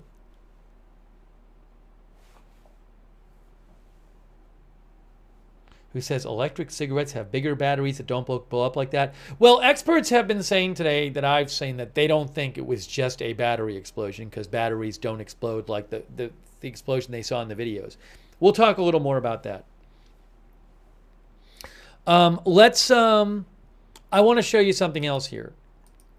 I'm showing you some different reporting that has come out. So let me show you some of what the Washington Post is reporting on this. What we know about the Hezbollah pagers attack. This is from the Washington Post, okay? Different outlet. At 3:30 p.m. on Tuesday in Lebanon, thousands of pagers. So look, both Washington Post and Reuters say it was thousands of pagers that exploded. Not dozens, not hundreds, but thousands of pagers. Thousands of them exploded. Unbelievable. So they say on Tuesday in Lebanon at 3:30 and around that time, thousands of pagers used by the militant group Hezbollah exploded across the country, wounding at least 2,800 people and killing at least 9, according to health officials. The massive apparent attack raised immediate questions about how the tiny devices could have exploded at the same time. Hezbollah blamed Israel. The Israeli military has declined to comment on whether it was responsible. Israel uses sophisticated cyber espionage methods to spy on and track members of the militant groups it opposes, including Hamas and Hezbollah. It has also built a far-ranging surveillance system using facial recognition to monitor Palestinians in the West Bank. But the scale of such an attack as today's pager attack, targeting thousands of Hezbollah members at once by use of their own devices, is unprecedented, says Washington Post. How did the pagers explode? This expert they talked to, Emily Harding, Deputy Director of the International Security Program at Center for Strategic and International Studies, a Washington think tank, she thinks that, she said Israeli operatives probably intercepted the pagers somewhere in the supply chain and rigged them with explosives before Hezbollah got them. I've read you a bunch of different outlets so far: Reuters, New York Times, Washington Post, AP. The experts each of them is talking to are all saying that Israel got these before Hezbollah got them and rigged them up somehow. Videos posted of the attack on social media suggest that the explosive devices were integrated into the pagers, says N.R. Jensen Jones, Director of Armament Research Services, a weapons research firm, in a post on X. The scale suggests a complex supply chain attack rather than a scenario in which devices were intercepted and modified in transit. Oh, that's interesting. He says the scale suggests a complex supply chain attack rather than a scenario in which devices were intercepted and modified in transit. So does he mean like it's so many devices that you would have to like somehow get at them when they're being manufactured or something? I'm a little confused. I'll have to maybe look at what he says in his post. But he's saying it sounds like it's not realistic to think that they would get at them during the shipping process.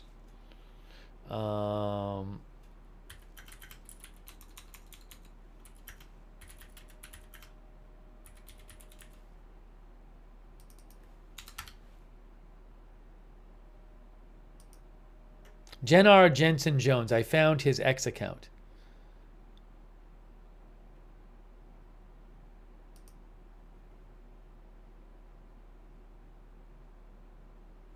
Oh, it's not that, there's not that much detail in there. So I think what he's saying, though, is that he says the scale, that's how many of them. He's saying it's unrealistic to think, given that thousands of these devices exploded, that somehow during shipping, Israel got a hold of them and just replaced them all, open them all up somewhere in the shipping process and put the explosives in during shipping. He doesn't think that's realistic. Cell phones long ago replaced pagers for most people, but the devices are still widely available. They're part of the same complex electronic supply chains connecting manufacturers in Asia with resellers all over the world. 2 photos published to social media in the aftermath of the attack show the the singed and crumbled back panels of pagers with gold written in text above a model number AR9. The design of the text matches that emblazoned on the back of the AR924 pager model produced by Gold Apollo Co., which uses a lithium battery. Gold Apollo, based in Taiwan, is one of the primary producers of pagers in the world. Dmitry Alperovich, who is the chairman of Silverado Policy Accelerator, a national security think tank, says this looks to be perhaps the most extensive physical supply chain attack in history. So, to me, what they're saying when they say physical supply chain attack is they're not saying like getting it when it's on a ship and already made. It sounds like they're saying like getting at it during the manufacturing process. And just to remind you, Gold Apollo, the founder of Gold Apollo in Taiwan said Gold Apollo Taiwan didn't make these devices, but what he did say, according to Reuters, is that the founder of Gold Apollo said the pagers used in the explosion were made by a company in Europe that had the right to use the Gold Apollo brand.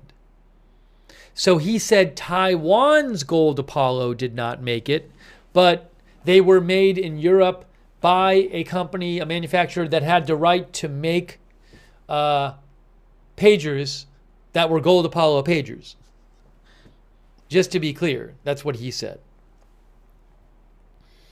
All right, here, I'll take some comments in a second. Could lithium batteries be responsible? The Washington Post says.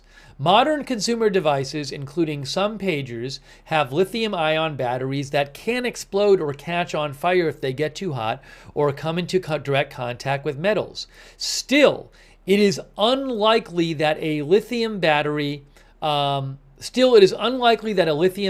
caused the explosions, experts say.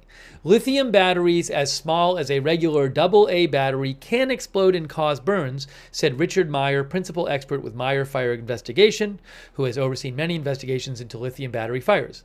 In one case, a small battery exploded in a person's pocket after coming into contact with loose change, causing severe burns. Lithium batteries that overheat can reach 2,000 degrees Fahrenheit, Meyer said. Devices are generally designed to vent this heat, but if they don't, the battery can and will explode, he said. Some batteries rely on the device's own software to regulate their use and temperature, so it is theoretically possible to hack into a pager and trigger its battery to heat to the point that it explodes, Meyer said. At the same time, videos of the attack posted to social media show the pagers exploding instantaneously rather than catching fire. Overheating lithium batteries sometimes explode, but also catch fire or throw off streams of superheated material in unpredictable ways. Jake Williams, a security researcher and vice president of research and development at Hunter Strategy, a security consulting firm, told the Washington Post, "I've seen enough lithium battery fires to know what we're seeing in published videos is not consistent with a battery fire. The electrochemistry in cheap batteries simply doesn't support detonating them all in a very short time period like was observed.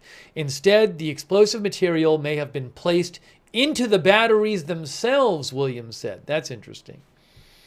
Okay,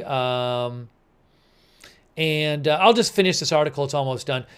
Why were Hezbollah members using pagers? In July, Reuters reported that Hezbollah had turned to pagers in recent months for communication after banning the use of cell phones from the battlefield out of concern that Israel could use them to locate and monitor fighters. Pagers don't have cameras or microphones, making them less risky for people who are concerned about surveillance, said Harding. And could Israel have carried out this attack? Israel's cyber capabilities are well known. The IDF's Unit 8200, composed of thousands of soldiers, develops technology to collect intelligence and monitor the military's targets. The unit's veterans often go on to work at prominent cybersecurity companies or found their own startups. Israel has used cell phone data to monitor the movement of people in Gaza during the war. Israel's military and spy agencies have assassinated the country's enemies from afar for decades. technology has played a chief role in some of the attacks. In 1996, Hamas's chief bomb maker, Yahya Ayash, was killed when he answered a rigged cell phone, likely part of an operation by Israeli agents, the Washington Post reported. And in 2012, U.S. officials confirmed that the U.S. and Israel had jointly developed a cyber weapon known as Stuxnet, intended to slow Iran's nuclear weapons program. The weapon inadvertently infected industrial control computers around the world. Private Israeli companies create and sell sophisticated cybersecurity and surveillance software as well. Okay. But this attack is unprecedented and raises new legal questions about Israel's compliance with international law, said Tal Mimran, academic director of the International Law Forum at Hebrew University and a former legal advisor to the IDF. A beeper attack is a new kind of attack, a new type of attack. We haven't seen it, Mimran said. Were they able to properly assess the people who would be injured by the attack? How many casualties would be considered collateral damage? We haven't even really been talking about this on this broadcast. I know some of you have talked about this. There's this whole other aspect of this. Some people I've seen refer to this attack as terrorism. Some do not and believe it's justified and it's fine. It's one thing I will point out that hit me is it's a little less clear to me what the strategic goal of this attack is. So if Israel, say Israel launches some airstrike that kills some Hamas leader, you might agree with it, you might not agree with it, but Israel can say, hey, we're doing this because this Hamas leader, they're an expert and they know how to run Hamas, and this will really damage Hamas in a significant way and take somebody important out of Hamas. You can see what the overall strategy is maybe. It's not as clear to me if they're going to do an attack which injures but doesn't really kill a lot of Hezbollah people, and it maims them and disfigures them and causes a bunch of collateral damage to innocent people maybe. It's not exactly clear what they're going for. Now, there's certainly, you could come up with arguments of what Israel might think strategically this achieves for them, but I do think that some people might think that this attack is different in the type of attack than other attacks Israel might normally carry out. Similarly, if Israel, as they've been accused of doing, if Israel assassinates like an Iranian nuclear scientist, whether you agree with that or not, the strategic goal behind that would be to slow the Iranian nuclear program. So I don't know if people around the world feel about this attack as people around the world feel about other types of Israeli attacks. Are there some people around the world who, when Israel does other types of attacks, like targeted assassinations, are like, well, I wouldn't do that myself. I can see why they're doing that. But they look at this attack and they're like, no, this is terrorism. This is a step too far. I'm not telling you guys what to think, but, that is something I've seen some discussion of online, in our chat. Some people do consider this like a terrorism attack. Some people think that this is it's different to them than other attacks Israel has done. I'm not telling you what to think. But, there's the question of maiming so many people, doing it involving personal communication devices. As I've shown you, a couple articles said, how can you be really confident that with this amount of devices and the type of device, that a lot of them won't end up near or in the hands of innocent people? So again, I'm just raising these issues. I'm not telling you what to think, but it is something I have seen discussed a bunch today.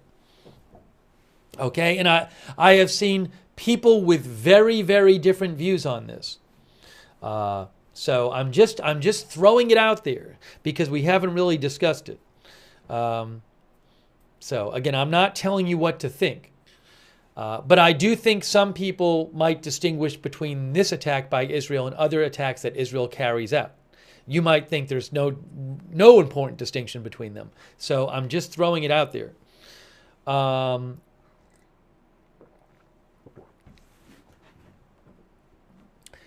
Andrew Gordon thinks its purpose was to identify Hezbollah operatives because the pagers were distributed to the operatives, many of whom were unknown to Israel.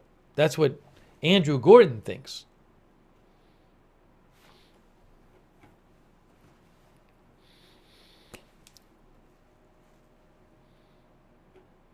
Delta Papa says psychological effect. I also, something else I don't know is Israel's allies, like the US and the UK and other countries, what do they think of this attack? Are they like fine, or are they like, this is going to make it harder for us to support you because a lot of people around the world are going to be against this kind of attack? I don't know. Remember, the State Department in their briefing this afternoon was like, we don't know we haven't determined who did this yet. We didn't know anything about it. We weren't told about it beforehand. So as far as I'm aware, there's no like official U.S. statement. The U.S. has not officially said Israel did this. What does the U.S. think about this? I have no idea.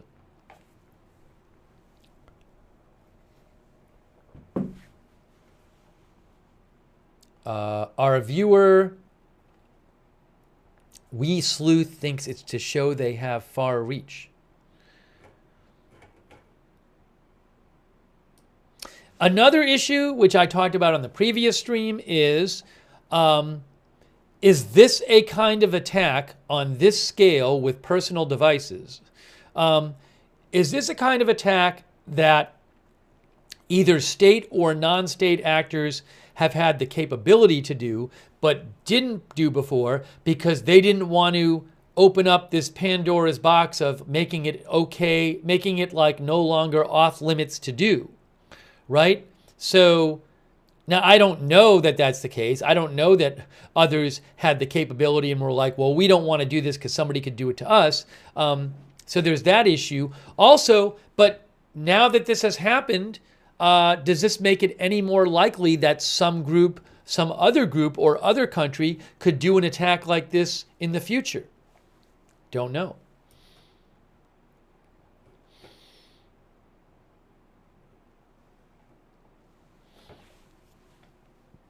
Israel has not commented on this in any significant way that I'm aware of.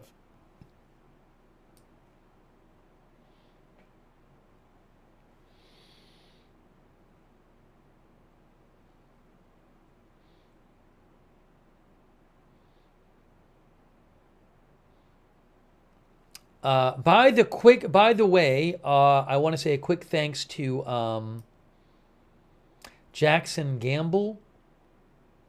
Plan to build a canal through Gaza? I have not heard anything about that happening anytime soon. No, Jackson Gamble. Israel wants to keep troops, at least Netanyahu wants to keep troops on the southern border of Gaza and also on a line running through Gaza where they currently are. That's currently the Netanyahu negotiating position. I'm not aware of any kind of plan to build a canal. Thank you, Jackson Gamble. I very much appreciate it. Thank you. Thank you, Seize the Day. Seize the Day believes evidence suggests that the pager rang and was looked at people prior. Thank you, Andrew. Thank you, Sunflower. Yeah, we talked about the New York Times article earlier in the broadcast. The New York Times has their own article on what happened. It's similar to the Reuters article.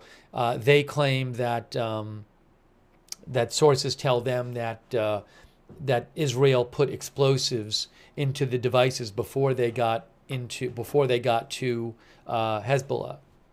That's the very short version. Maybe I'll go back and mention that again. But we talked about that earlier in the stream. Thank you. Hey, Brian Beelman, that's extremely kind of you. Thank you so much for your support, Brian Beelman. I really appreciate that. Thank you to Rachel Rivera. Again, thank you to Jackson Gamble. Thank you, Solo Snouse. I appreciate that. Now, Solo says, regardless of your views, this type of warfare should put fear in all of us. Look, I think it's a scary thing to think about. That you have, I am not aware, I am not an expert on the history of attacks. I am not aware of anything like this on this kind of scale done to people's personal devices. And I've shown you a number of articles where they use the word unprecedented for this. So maybe I'm wrong. Maybe there's something like this that has been done. I'm not aware of it. But between the fact that it's people's personal devices and also, common devices that all kinds of people use around the world, and, reportedly thousands of them exploding at the same time. Now, some people might say, well, it's not regular people using them, it's Hezbollah members using them. So I leave that to you to distinguish or whatever. I'm not telling you what to think. But yeah, I mean, it's certainly, it's bracing to think about.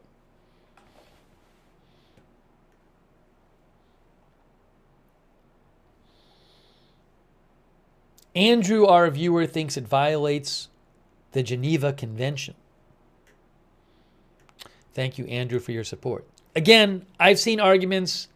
Some people are really upset, really not on board with this attack and really offended by it and might think it violates international law or it's immoral. Some people have no problem with it whatsoever and think it's totally justified.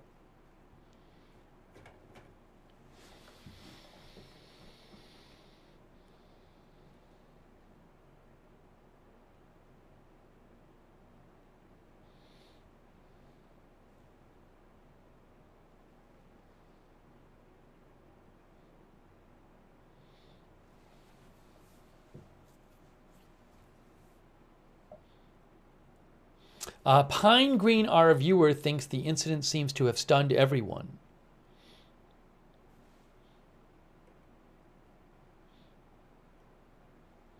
Nathan Kirk says, what other goal could Israel have with this attack other than to terrorize Lebanon? How did maiming thousands of Hezbollah members achieve a legitimate military aim? So Nathan doesn't think it's a legitimate military aim. Some of our viewers think it is a legitimate military aim. I've seen a proposal that it really disrupts Hezbollah communication, for example, or Hezbollah operations.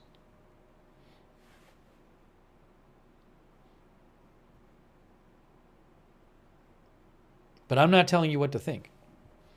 Let's see here.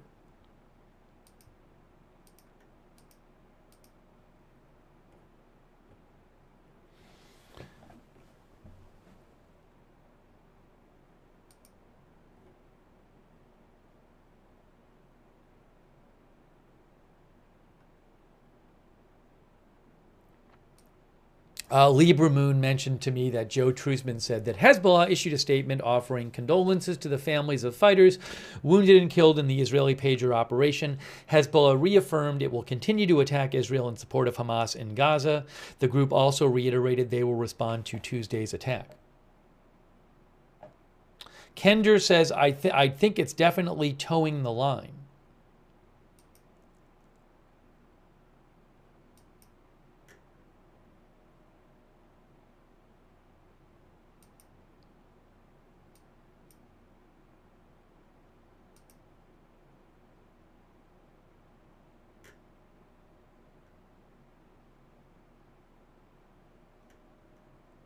One of our viewers mentioned to me, Mark McCoy, I'm not going to really get into this right now, but I'll pass this report along, that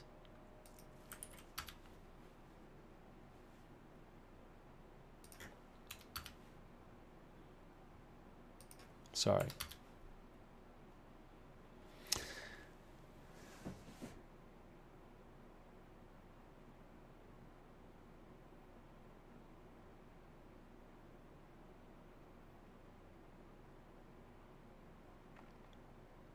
So apparently, I'm seeing some reports that some Ukrainian drones, a drone or drones, hit a Russian military site in Toropets, Russia, And like OSINT Technical says, the large Russian missile and ammunition storage facility suffered multiple explosions. And then a couple accounts like BNO News and Live UA Map say that some population is being evacuated there after drones targeted the military arsenal in the town. So I'll keep an eye on that. There's some I don't own the video, I can't show it, but there's some video of a large explosive activity. If you look up Toro Pets on social media, TOROPETS, you can find more about it there.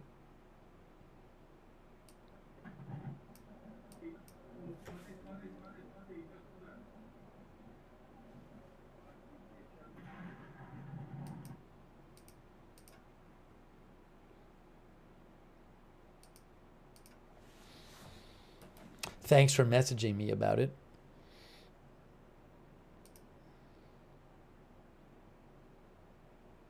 PW360 said Trey Yingst said on Fox, the early estimate in Israel is Hezbollah has been deterred. I haven't heard that myself. I didn't hear Trey Yingst say it. He may have not. He may have said it, certainly. Thanks, PW360. I mean, we'll have to just see what happens. You know, is there something that Israel thought Hezbollah was going to do that they're not going to do now because of this attack? That I don't know. Interrogation file says, have they updated the injury count? No, but remember the time right now is 7:13 a.m.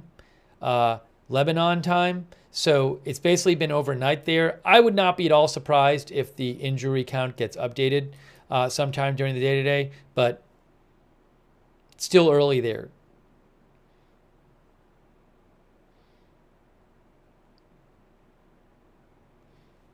Don Finlaw says, I'm sure somebody's going to uncover the shipping manifest and the origin and such of the pages.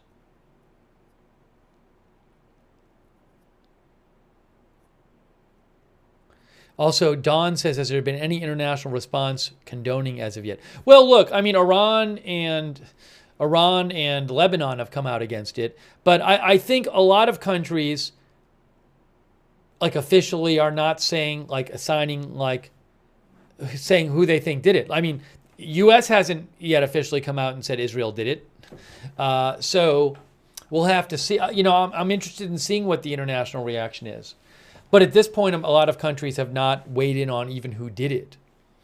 And Israel hasn't said anything about it either way. So that'll be interesting to see.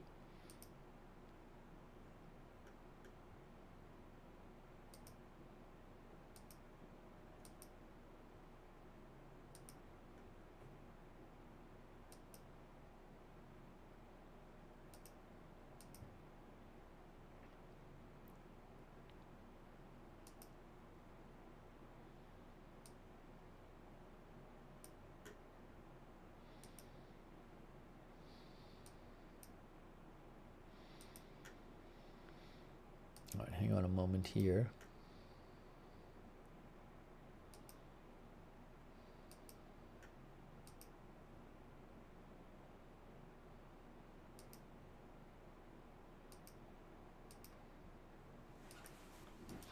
I was checking some of the things that people have sent me. Sorry. Merck says whoever sold the pagers to Hezbollah could have purchased them and modified the devices. They may have then appeared as a reputable seller and offered a great deal for the pagers. Yeah, you know, I don't know. Great question. Who sold them to Hezbollah? How did they get these things? Who shipped them?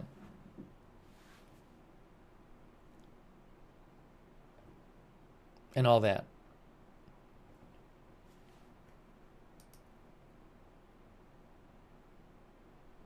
Merck thinks there was very little collateral damage. I can't tell at this point. You know, I will say the videos that I saw of the pager explosions, which I reposted a couple of them on my X account. My X account is pinned to the chat.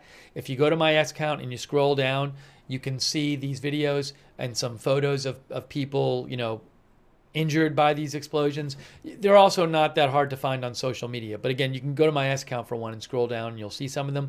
But something I noticed was that You know, these explosives, while they certainly severely injured a number of people and killed people, so they were strong in that way. You know, there's one that happens, I think, in a fruit shop, and one that happens when a guy's like paying at a counter at a store. And it's not like they destroy the furniture, you know? So it's like they were strong enough to kill and seriously injure people, but you don't see somebody standing 10 foot away get blown off their feet. You don't even see the furniture nearby that heavily damaged, which is, you know, I'm not an explosives expert. And so I don't know. One of our viewers said they thought that it was like a shaped charge or, you know, directed charge. I don't know how that works. But, you know, you see other people standing around and it goes off and the person who was holding it just goes down. And then everybody else is kind of, and other people are just kind of just standing there. So it's not like they were, you know, like suicide, like you see like in a suicide bombing or something where the whole building gets destroyed or the room gets destroyed or the furniture is blown aside or something.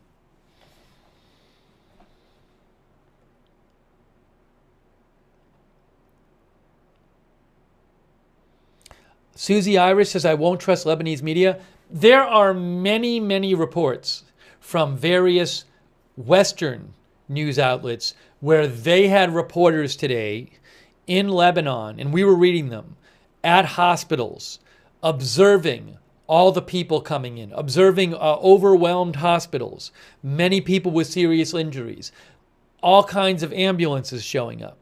So I don't doubt. We were watching footage of a hospital for hours today where nonstop ambulances were coming, hours after the explosions. That was in Beirut. So I do not doubt that a very large number of people were seriously injured in this.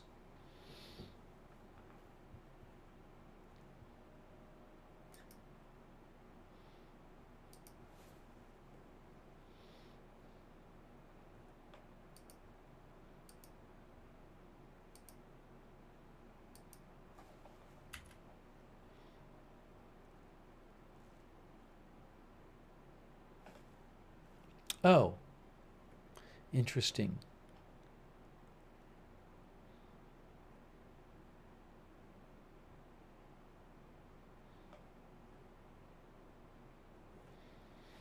AP updated their article. But I'm going to check that out for a second. Hold on. Let me see what they have here.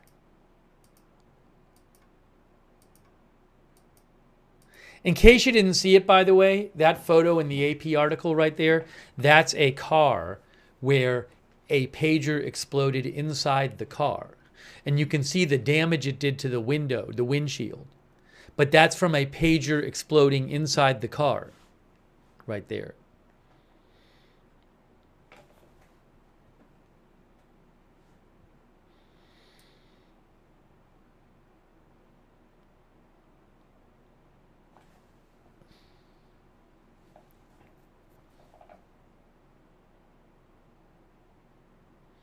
Yeah, I'm going to kind of skim through this because I wanted to see if there's anything new in here. This article was updated recently from the AP. They say pagers used by hundreds of members. A couple other outlets say thousands of pagers exploded. An American official said Israel briefed the United States on Tuesday after the conclusion of the operation in which small amounts of explosive were hidden in the pagers were detonated. The Israeli military declined to comment. The pagers that blew up were apparently acquired by Hezbollah after the group's leader ordered members in February to stop using cell phones, warning they could be tracked by Israeli intelligence. A Hezbollah official told AP the pagers were a new brand but declined to say how long they'd been in use. Look at this. Around 3:30 p.m. on Tuesday, as people shopped for groceries, sat in cafes, or drove cars and motorcycles in the afternoon traffic, the pagers in their hands or pockets started heating up and then exploding, leaving blood-spattered scenes and panicking bystanders. It appeared that many of those hit were members of Hezbollah, but it was not immediately clear if non-Hezbollah members also carried any of the exploding pagers. The blasts were mainly in areas where Hezbollah has a strong presence, particularly a southern Beirut suburb and in the Bekaa region of eastern Lebanon, as well as in Damascus, according to Lebanese security officials and a Hezbollah official. The explosions came hours after Israel's internal security said it had foiled an attempt by Hezbollah to kill a former senior Israeli security official using a planted explosive device that could be remotely detonated. As experts said, the pager explosions pointed to a long-planned operation, possibly carried out by infiltrating the supply chain and rigging the devices with explosives before they were delivered to Lebanon. Whatever the means, it targeted an extraordinary breadth of people with hundreds of small explosions. Some other articles say thousands, wherever the pager carrier happened to be that left some maimed. At overwhelmed hospitals, wounded were rushed in on stretchers, some with missing hands, faces partly blown away, or gaping holes at their hips and legs, according to AP photographers. On a made road in central Beirut, a car door was splattered with blood and the windshield cracked.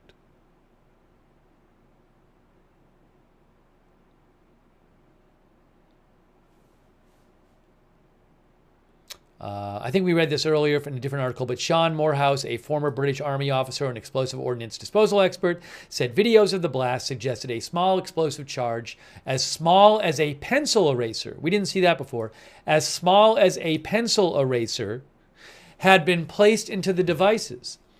They would have had to have been rigged prior to delivery, very likely by the Mossad, Israel's foreign intelligence agency, he said.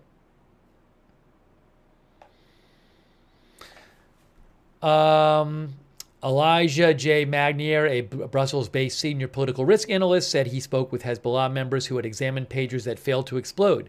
What triggered the blast, he said, appeared to be an error message sent to all the devices that caused them to vibrate, forcing the user to click on the buttons to stop the vibration. I didn't hear this before. The combination detonated a small amount of explosives hidden inside and assured the user was present when the blast went off. I'm going to read this paragraph again because I had not read this before.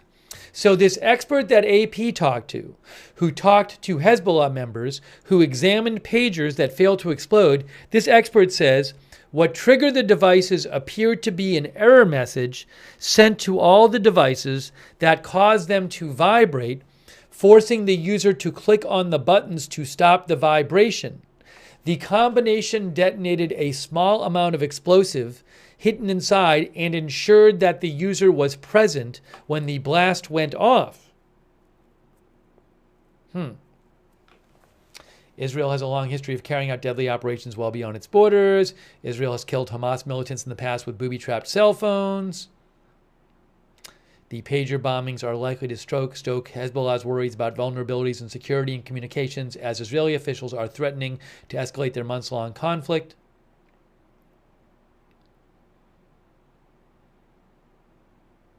Okay. Wow. Foster Percival, our viewer, says, how does the world let Israel get away with all of the deaths, pain, and suffering that they cause? And thinks that Israel never wanted a ceasefire. Moman says, a modern-day Trojan horse. Now, Tiv says, I don't believe that in some of the footage exploded without handling. Yeah, you know, I did see that some video which suggested that the people hadn't touched it. Although what I don't also know is, like, that paragraph says, that expert says that he believes people had to touch the buttons for it to explode. But did the button make it explode right away or not? So it's, you know, it's an interesting idea that could have been part of this. I feel like I saw at least one video where somebody did not touch a button, but I don't know.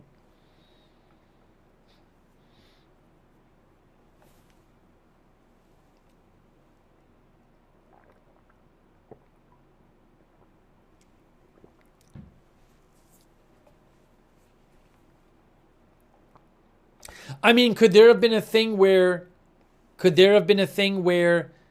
prior to it exploding, this message went out and the button had to be pushed to make sure it would eventually go off when another message was sent out or something like that? I don't know.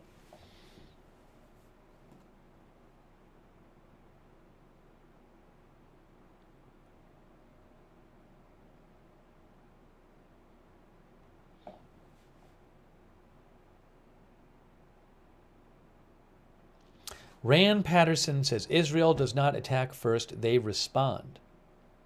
Tree Doc says I've seen no videos of interaction.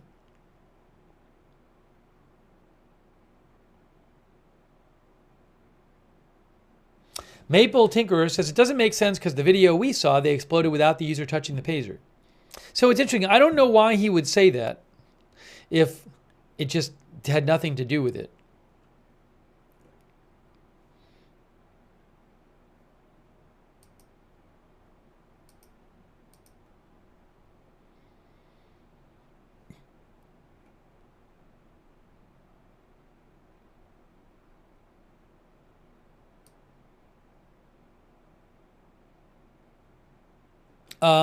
In the Washington Post article about this, a different Washington Post article, thousands injured in Lebanon as pagers used by Hezbollah explode.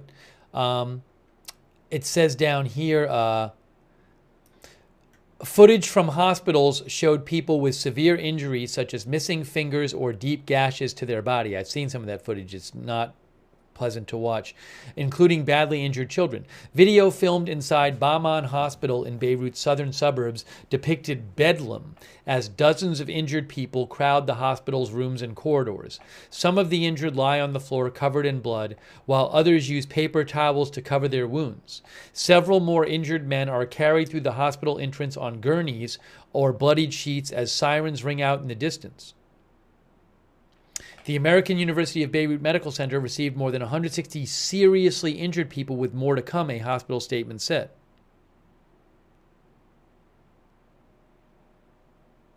An elderly woman, apparently unconscious with cuts and burns, was wheeled to an ambulance so she could be transferred to another hospital. Current and former U.S. and Israeli officials described the attack as unprecedented in scope and apparent sophistication. My sense, said this expert, a former CIA operations officer, Mark Polymeropoulos, who served in counterterrorism roles in the Middle East, he says, my sense is that this was designed to send a message and not necessarily operational preparation of the environment for a move into Lebanon, he said. He said Israel has delivered a stark and brutal warning to Hezbollah that they have them totally compromised and that war would be disastrous, he said. So is the idea that maybe Israel is trying to get Hezbollah to, stop the attacks on the border and pull its forces away from the border, and avoid Israel having to make a military operation into southern Lebanon? I don't know. This expert here said it's likely that Israel infiltrated the supply chain that Hezbollah uses for its pagers and finding a way to physically rig them.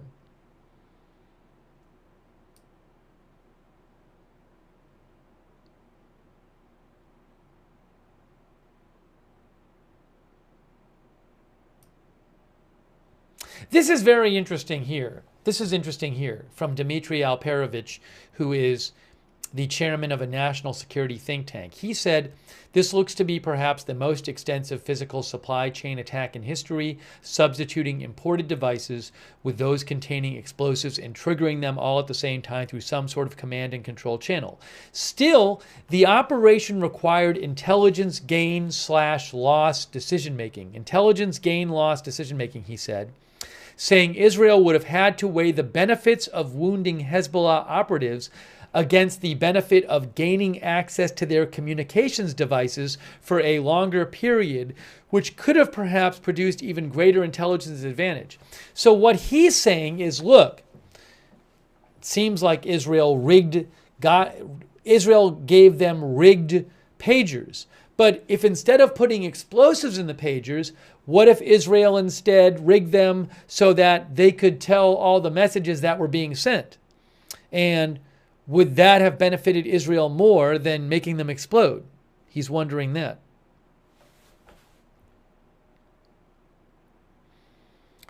Here's another expert. I haven't read this expert commentary. This is William Weschler, Senior Director for Middle East Programs at the Atlantic Council. He told the Washington Post that the pager explosions were hugely embarrassing for Hezbollah and could trigger a potentially substantive escalation. Even though the explosions were highly targeted, the psychological impact of the attack could be more important than its practical implications. Hezbollah will feel it needs to respond, he said. Neither side wants a full war to break out, he said, but if it does, then casualties on both sides, including among civilians, will potentially be quite high.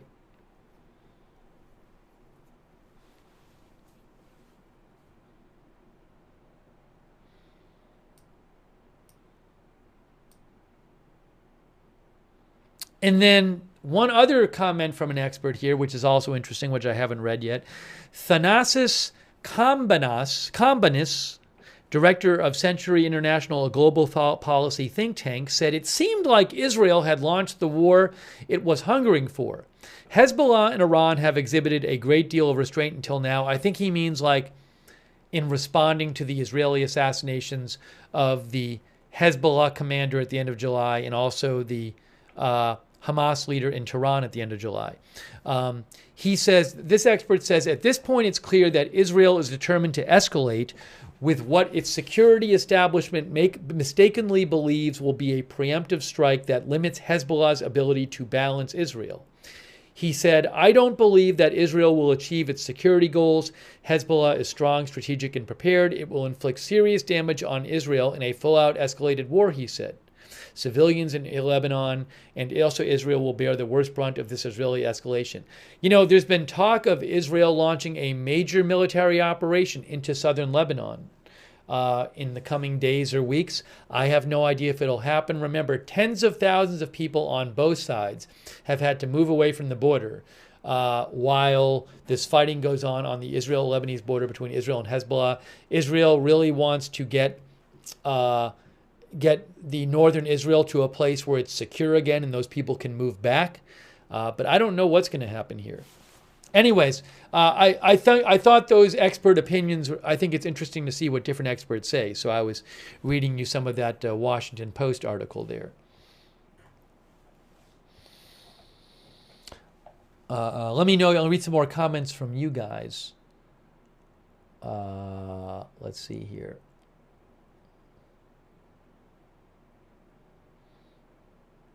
Shaft says, I will never look at a pager the same way again.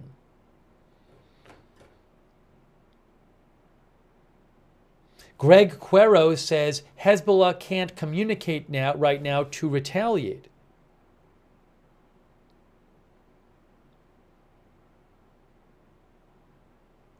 TN says, if Hezbollah had the capacity to do this to Israel, don't you think they would?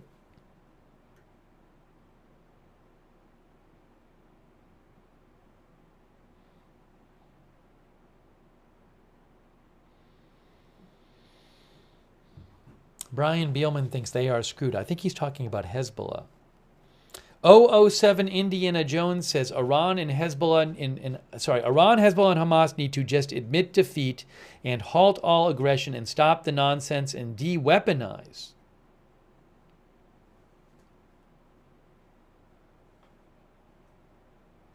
By the way, thank you to Regina Thatcher for your support.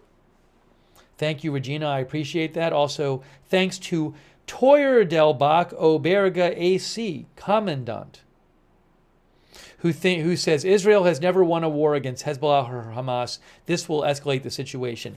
I do wonder.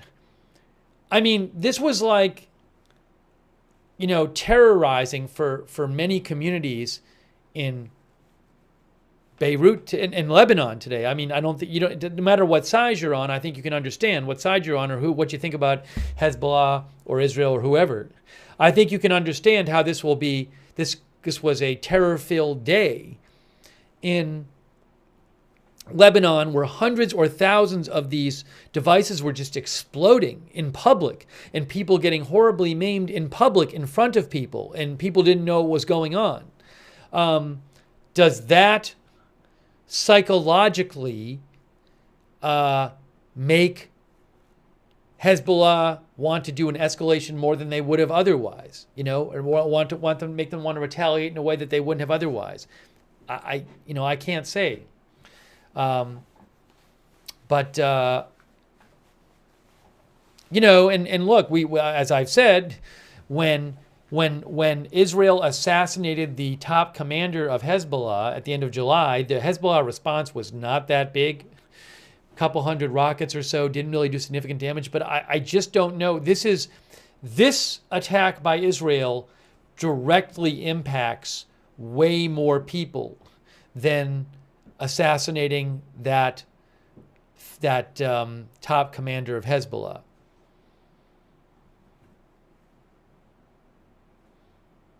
So I don't,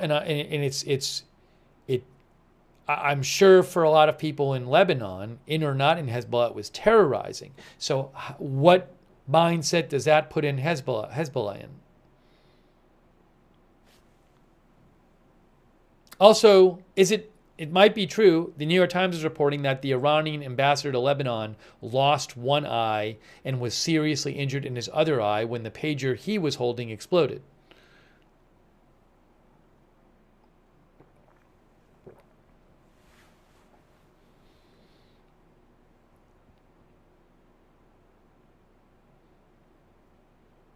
God's Marine says it's getting extremely personal now.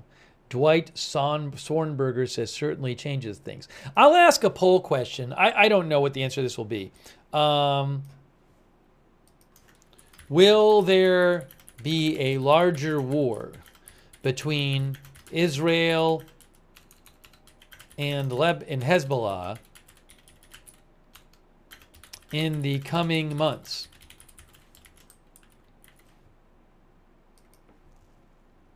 I'll ask you guys that, and you see that by larger war, I mean beyond the back and forth strikes that have been going on since last October.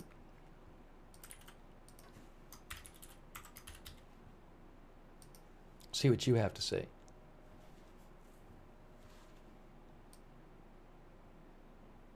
Thank you, Jackson Gamble. I appreciate it, Jackson Gamble.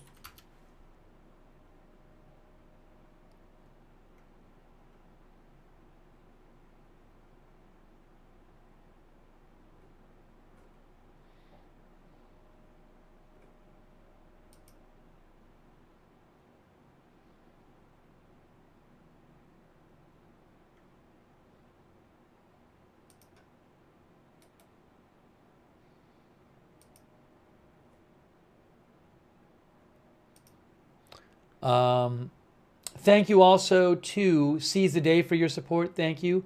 Bisu DJ1. Thank you, Bisu DJ1, for your support.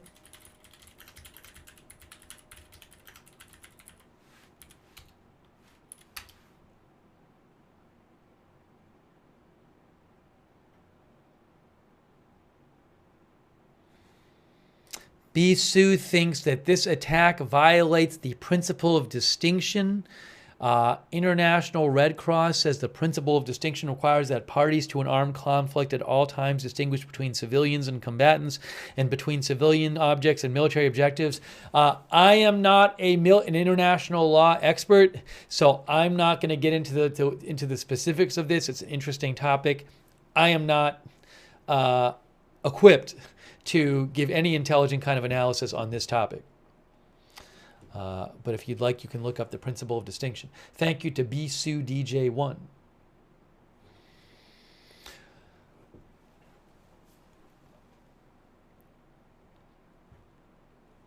Jackson Gamble, I couldn't find much on this Israel canal plan. I don't find any reports I can see that I consider reliable that say Israel is seriously considering building a canal in Gaza, across Gaza.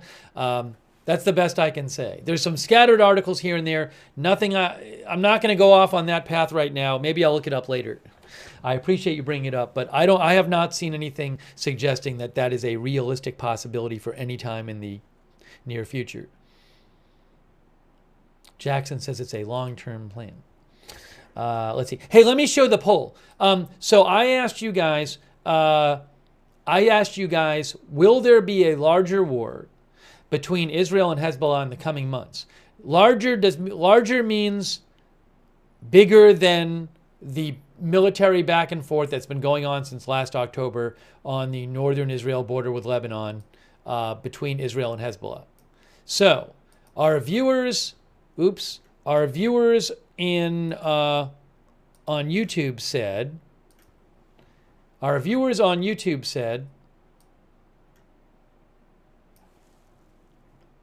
74% say, hold on a second here.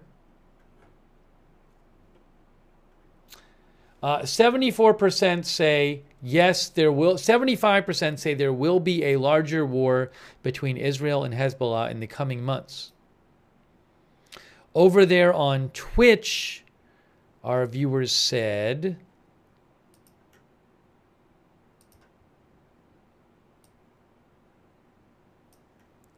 it's 60-40. Yes. So a majority of you think there will be. I didn't specify the largeness, but significantly bigger than what's going on now.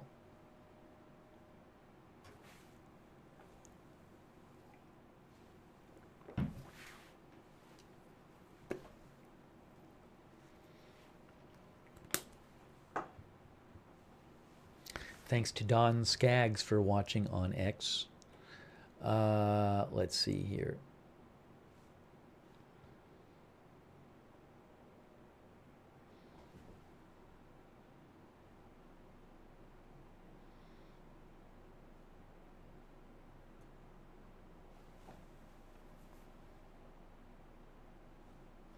The Yarnaholic says, I think Lebanon will put pressure on Iran to do something big since Iran never retaliated for the assassination of Hamas leader Ismail Haniyeh in Tehran. No, they have not responded to that yet.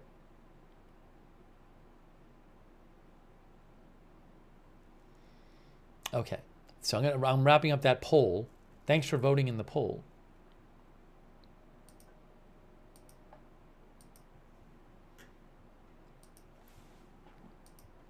Oh, I think The Economist had some commentary on why Israel might have done this, if I remember right.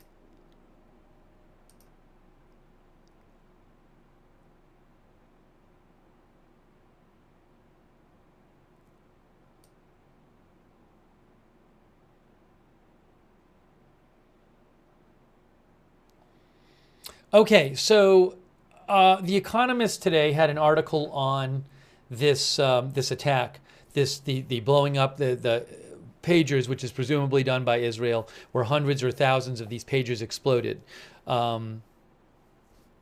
Seems like at least most of them belong to Hezbollah members, and they were Hezbollah pagers.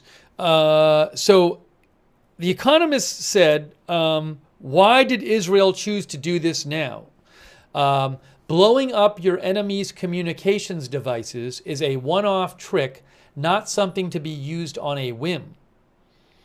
And The Economist says one possibility is that the pager bombs were the opening act for a bigger offensive in Lebanon, wounding much of Hezbollah's command structure and interrupting its communications would be an effective prelude to an invasion. Israeli officials have spent the past few days talking up such an operation after weeks of heavier than usual rocket barrages fired at northern Israel by the militia, by Hezbollah. However, so far there are no signs of an invasion. Israel's generals and politicians are split whether this is the right moment for a large military operation. So it's an interesting idea that one reason for doing this would be if you're going to invade soon after. But The Economist is saying, doesn't seem like now that that's happening anytime soon. Also, they say in The Economist, another view of why Israel did this is that the pager attack itself was the Israeli operation, a harsher blow than anything Israel has mustered in almost a year of tit-for-tat bombardment. An expert, Lena Kativ of Chatham House, told The Economist, the security breach means that Hezbollah's military arsenal is virtually paralyzed. And she also believes it was effective. She or The Economist thinks it was effective psychological warfare too.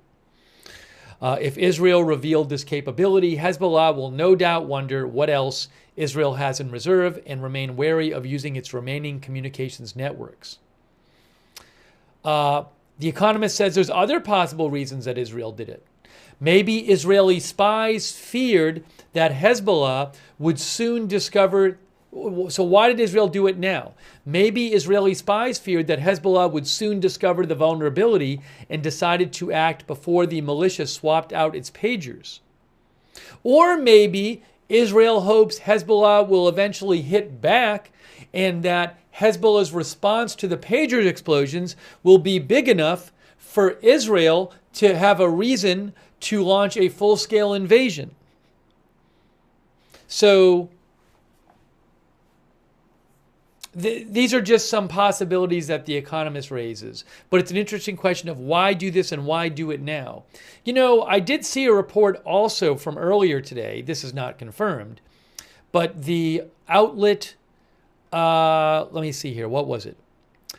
Joyce Karam, who is with Al Monitor, this news outlet Al Monitor, she had reported that two high-level intel sources had told Al Monitor reporters that, first of all, two Hezbollah members had found out about the hacked pagers by Israel, and one was neutralized, and the decision to detonate the pagers was taken before the second person could tell the Hezbollah superiors about it. Now, I don't know if this is true, but that's a couple different outlets there. And again, that's from Joyce Karam, who's with Al Monitor. That's a couple different outlets raising this possibility that Israel might have, planted explosives in these pagers and then thought that, oh my gosh, they're onto it. This is going to be revealed really soon, so if we're going to do it, we got to do it now. I don't know if that's the case at all, but it's an interesting possibility to think about. Did Israel think that this was going to be detected soon by Hezbollah, or it had been detected? I can't tell you.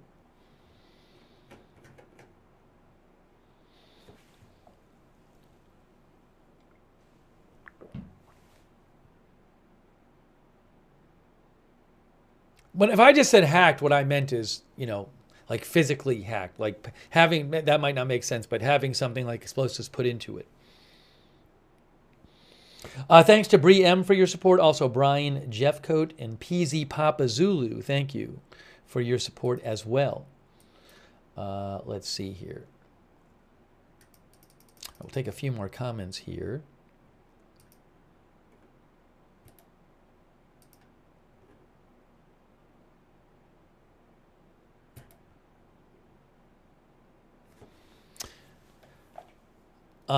Moose's Backyard thinks it seems unlikely that Israel deployed explosives in these devices and not a mechanism to intercept communication. In any sense, it was too big of a card to just be a message. A ground operation is coming. That's what our viewer, Moose's Backyard, thinks. A couple of our viewers have raised this possibility that maybe Israel was intercepting the communications on those pagers. I don't know. I didn't know if when you're putting the explosives in, if you put something else in to detect messages, does that make it more likely that Hezbollah will figure out that these devices have been messed with? I don't know the answer.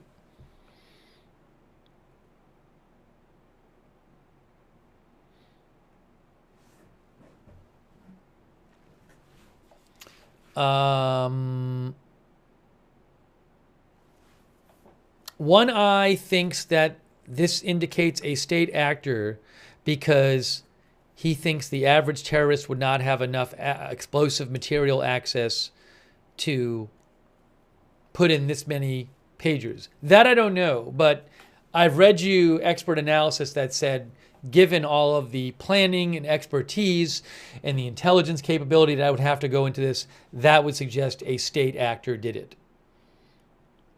A country would need to, a government would need to carry it out.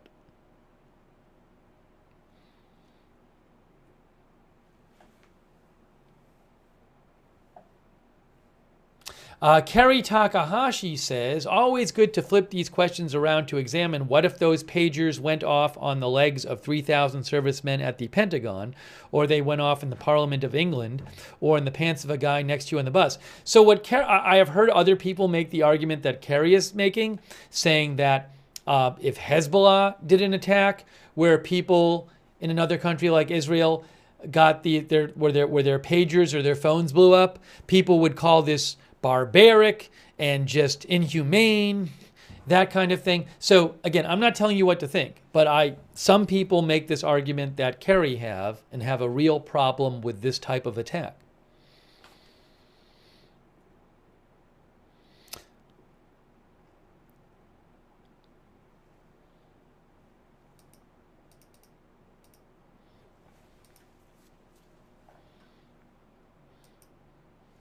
Let me just check a couple places and see if I have any updates here. I wouldn't be surprised in the next day if more updates and reporting comes out. And remember, it's been overnight. The time right now is almost 8 a.m. in Israel and Lebanon. So, I assume during the day there stuff might happen and might come out.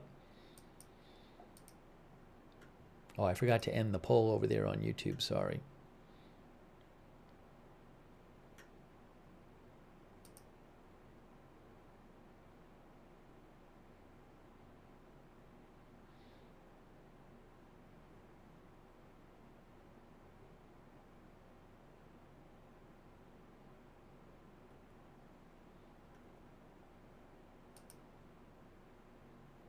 T-Cal says a war may break out.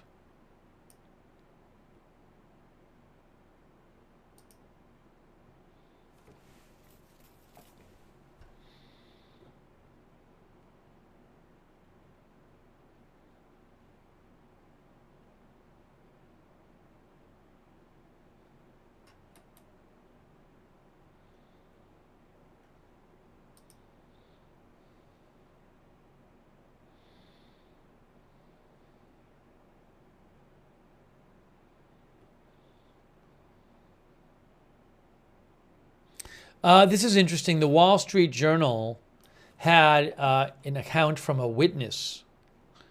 They said they talked to somebody who was with a friend in a car in a suburb in southern Beirut. His friend stopped to enter a shop, and when his friend stepped out of the car, his pager blew up, injuring him.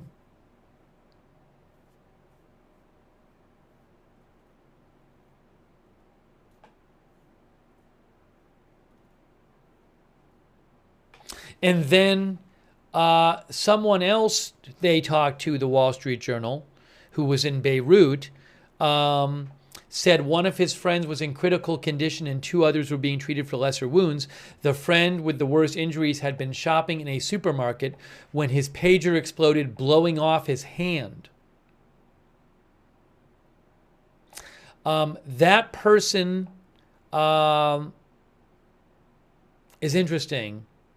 That this person that the Wall Street Journal talked to said that many of those who carry pagers are not militants in the traditional sense, but rather working professionals you may not even know are Hezbollah members.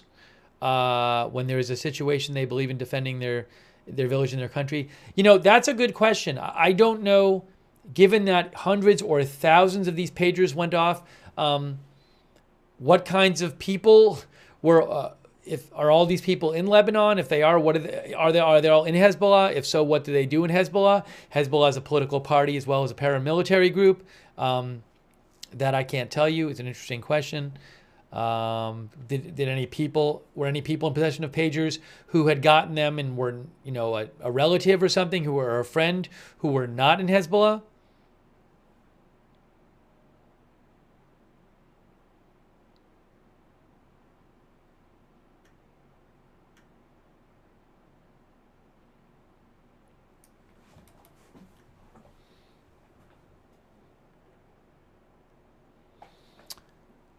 Totality says, is a similar operation in effect for Hamas? Did Hamas recently get a new batch of pagers or radios, etc.? I do wonder if Hamas will now worry about their own communications devices.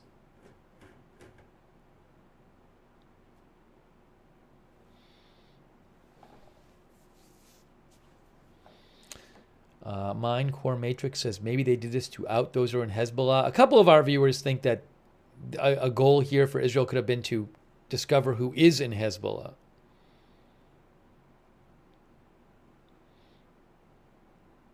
Dr. JMW says, did we forget Hezbollah has been firing rockets for months into northern Israel?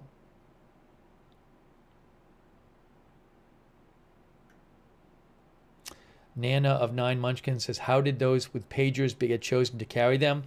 From what we've read, the head of Hezbollah told people in Hezbollah not to carry phones around with them because they could be tracked and they could lead to Israel attacking them. Now, I don't know if that was everybody, but I mean, I can show you again this this account of this here. Just an example of that. I mean, like AP says, Hezbollah leader Nasrallah previously warned the group's members not to carry cell phones, saying they could be used by Israel to track the group's movements. As a result, the organization uses pagers to communicate. I think it was Reuters that said that they had just, yeah, right here. This is a Reuters article from tonight. Israel planted explosives in Hezbollah's Taiwan-made pager, say sources. But it says here, in February, Hezbollah drew up a war plan that aimed to address gaps in the group's intelligence infrastructure. Around 170 fighters had already been killed in targeted Israeli strikes on Lebanon, including one senior commander and a top Hamas official in Beirut.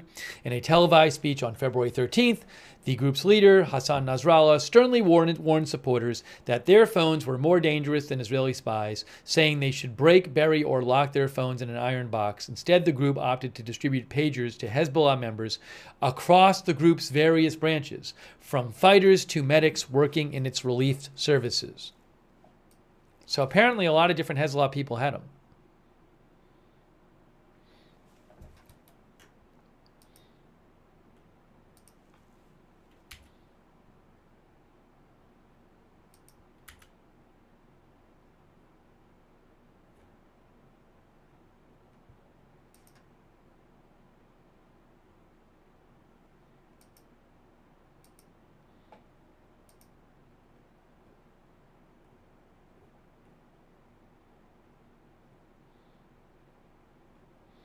I do feel like we might hear a bunch more coming out in the coming days.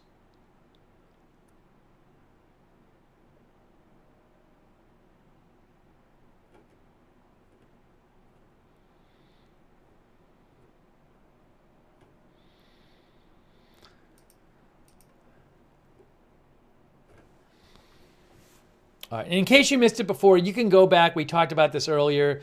We read a couple reports. For example, several outlets, several different outlets are reporting some version of this, like this Reuters does, reporting that Israel somehow implanted a small amount of explosive into the pagers before they made their way to Hezbollah. That is what multiple outlets are reporting. That's what Israel did, is they somehow got the pagers. Either they got them or they helped build them. However they did it, the idea is that they actually modified the pagers and put small amounts of explosive in them. But I guess there's a world in which somebody from Israel works at the factory or something like that. I don't know. But that is what's being reported here. Oops, that's the wrong one. It's right here. Israel planted explosives in Hezbollah's Taiwan-made pagers. Israel's Mossad spy agency planted a small amount of explosives inside 5,000 Taiwan-made pagers ordered by the Lebanese group Hezbollah months before Tuesday's detonations. Anyways, there's different versions of that story floating around where the details are somewhat different, but the overall story, general story is the same. New York Times has one. AP has one. So that seems to be where the consensus is right now, but we'll see if it stays that way.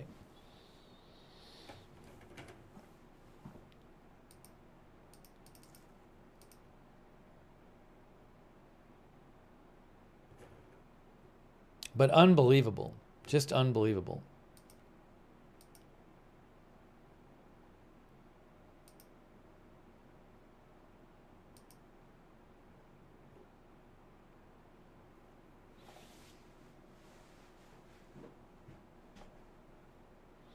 Our viewer Ariel thinks that Israel has all the legitimacy to hit terrorists in Hezbollah hard because Hezbollah attacked Israel with missiles soon after August 7th, soon after October 7th, and that tens of thousands of people have had to move out of northern Israel because of these attacks.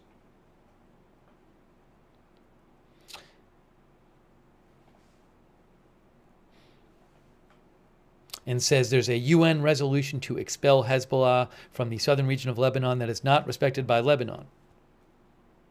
And thinks that and says those who possessed the same devices that exploded yesterday were only terrorists. That's the view of our viewer Ariel. That's what Ariel says. We have a lot of different views in our chat and among our viewers. Thank you, Ariel, for writing in. Thanks, Andrew Crouch, for the gift memberships as well. And also Brian Jeffcoat. All right, guys. So look, I'm not seeing a bunch of big new updates right now. If you missed it, we kind of covered a bunch of different updates on this stream. So if you missed it, you can go back to the beginning and watch. And for those who didn't see it, the New York Times is also reporting that the Iranian ambassador to Lebanon actually lost an eye, and his other eye was severely injured when his pager exploded. That's what the New York Times is reporting. I haven't seen other outlets report that yet, so we'll see what we hear about that. But just a really crazy event where thousands of people were injured, many of them quite seriously. So, yes, as Wickedest Witch says, it's becoming daytime now. It's currently 8:04 a.m. in Israel. It's 8:04 a.m. in Lebanon. We'll see what news comes out. Maybe we'll do another one of these if a bunch more news comes out and bring you updated. But for now, it's 1:04 a.m. here. So I think I'm going to start wrapping up this live stream. But I very much appreciate you guys being here. A lot of really interesting comments and questions from you guys. Sorry I can't get to all the comments, but I appreciate you tuning in, and also, you know, you're sending me stuff, but also letting me read your comments and questions on the air. Okay. Yeah, Ty McFadden says, why would an ambassador have a terrorist cell link pager? Well, just to be clear, off the top of my head, Iran is a huge supporter of Hezbollah. Hezbollah is basically they're considered an Iranian proxy group. So presumably the Iranian ambassador to Lebanon is going to be somebody with close ties to Hezbollah. So, and going to be very networked in with Hezbollah. Because again, Hezbollah is basically an Iranian proxy group. The main supporter of Hezbollah is Iran. So I'm not an expert on this, but off the top of my head, it would not be surprising that the Iranian ambassador to Lebanon has very close ties to Hezbollah. So maybe that explains why they would have a Hezbollah pager. Perfectly reasonable question, though. All right. This is Agenda Free TV. We cover all kinds of live breaking news without an agenda. If you like this kind of broadcast, subscribe and follow Agenda Free TV. And also turn on notifications. We have, I don't know when big news is going to happen. I can't tell you in advance when every big story is going to happen. But you can sign up for our free notifications. You sign up once, and you get sent a notification every time we go live, right before. It works great. The mods will post a link to the notifications in the chat rooms. And you can also find that link to the notifications in the description of this video on YouTube and Facebook. So sign up for the notifications. Also, I will post updates when I'm not on the air on my X account. And also you can find on my X account, during the day today, I posted earlier some photos of from aftermath of the explosions. Some of them are graphic of people injured. Well, I reposted people posting these, and I reposted some videos that others had posted, a couple of the videos of the explosions. So if you want to see that stuff, one thing you could do is you can go to my X account, you can scroll down, and you'll eventually get to them. Be aware some of them are graphic, but you can go there. And also I will post their updates, news updates when I'm off the air. I will post that link in the chat now. Big thanks to our moderators. Big thanks to our moderators. They're awesome. They're always here, and they're the reason that we can even have chat rooms. So we couldn't have chats without them. They're the ones keeping it civil and respectful in the chat room. Ruth Krafasi, thanks so much, Ruth, for being there over on YouTube. I really appreciate it. Thank you. Linda Belk and Larry moderate for us on X. Over on Twitch, Mark and NC, Sarah, and all the other Twitch moderators who've been there. And our Facebook moderators like Kay Lowry Body and Margaret Riley. And any others who have been there as well. I really appreciate all of our moderators. Raven Lynn. And thanks to everybody who donated too. That is super nice of you. Speaking of which, thank you so much, Katya T, for your support. Thank you to our new member, Khairul Alif. Also, Minnie Manson. And did I thank Bree M before? Thank you, Bree M. And thanks on Twitch to Paper City Gamer. And everybody else for your support. You are the ones who allow this channel to exist. And for me to purchase news content. So thanks for your support. If you ever want to donate to the channel, it's agendafree.tv, agendafree.tv. But again, thanks so much for your support of the channel. Thank you, Katya T, for the gift membership as well. And also I want to mention, we have a notification system, free notifications.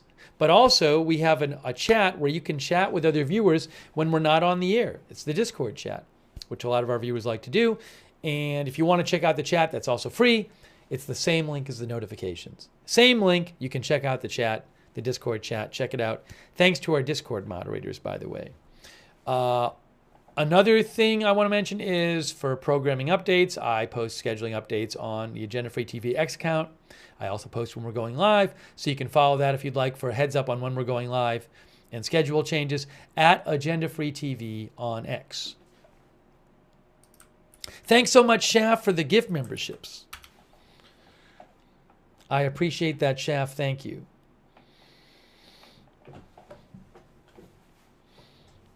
Yeah, this story, it's really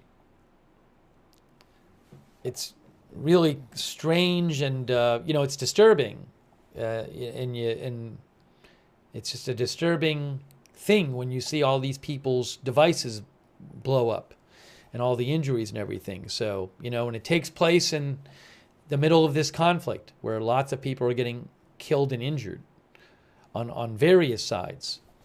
So it's difficult. Okay. Also, I want to mention that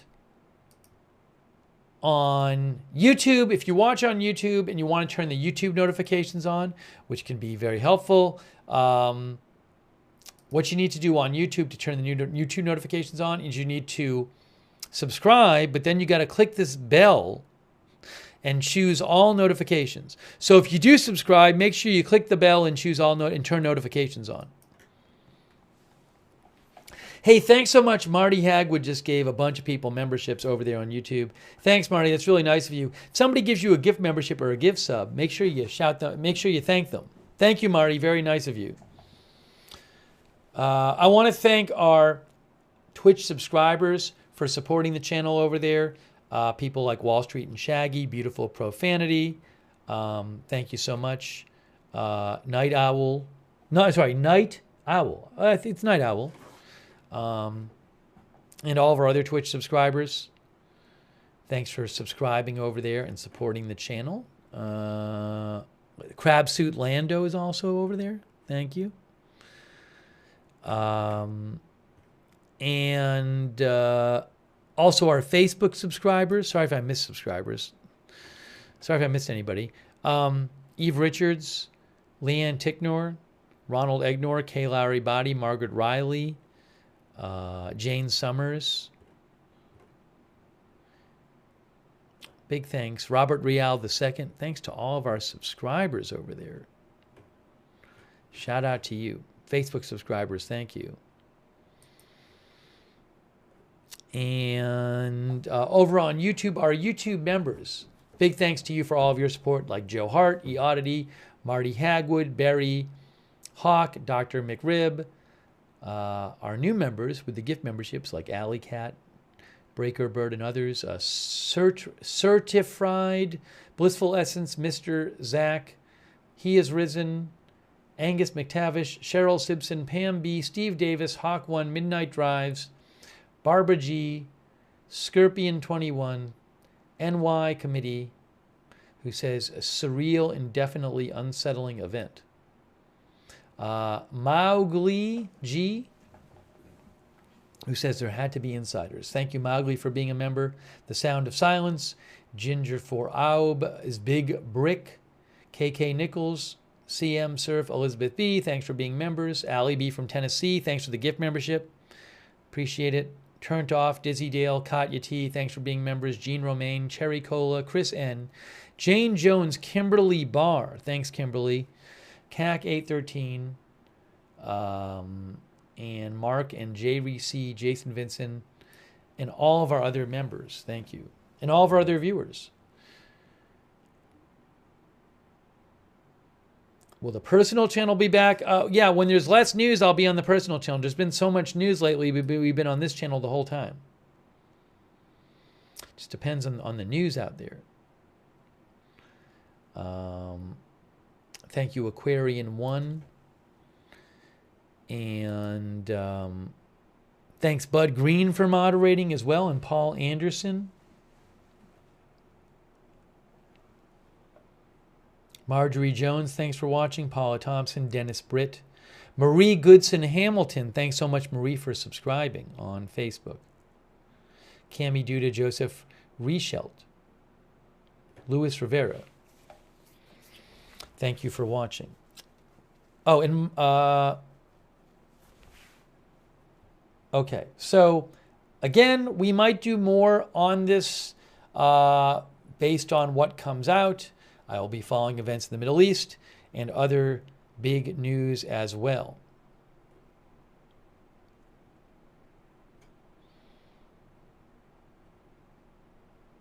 All right. And thanks, Kit Johns and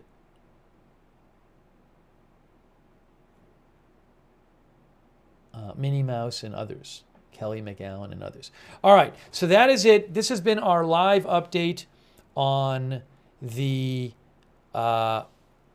exploding pagers, the exploding Hezbollah pagers in Lebanon, which looks to be an Israeli attack. I will keep an eye on this, and maybe we'll do more streaming on it if there are more big developments. That is it for now. Thank you so much for watching. I appreciate you tuning in, and we'll see you soon with more live coverage right here at Agenda Free TV.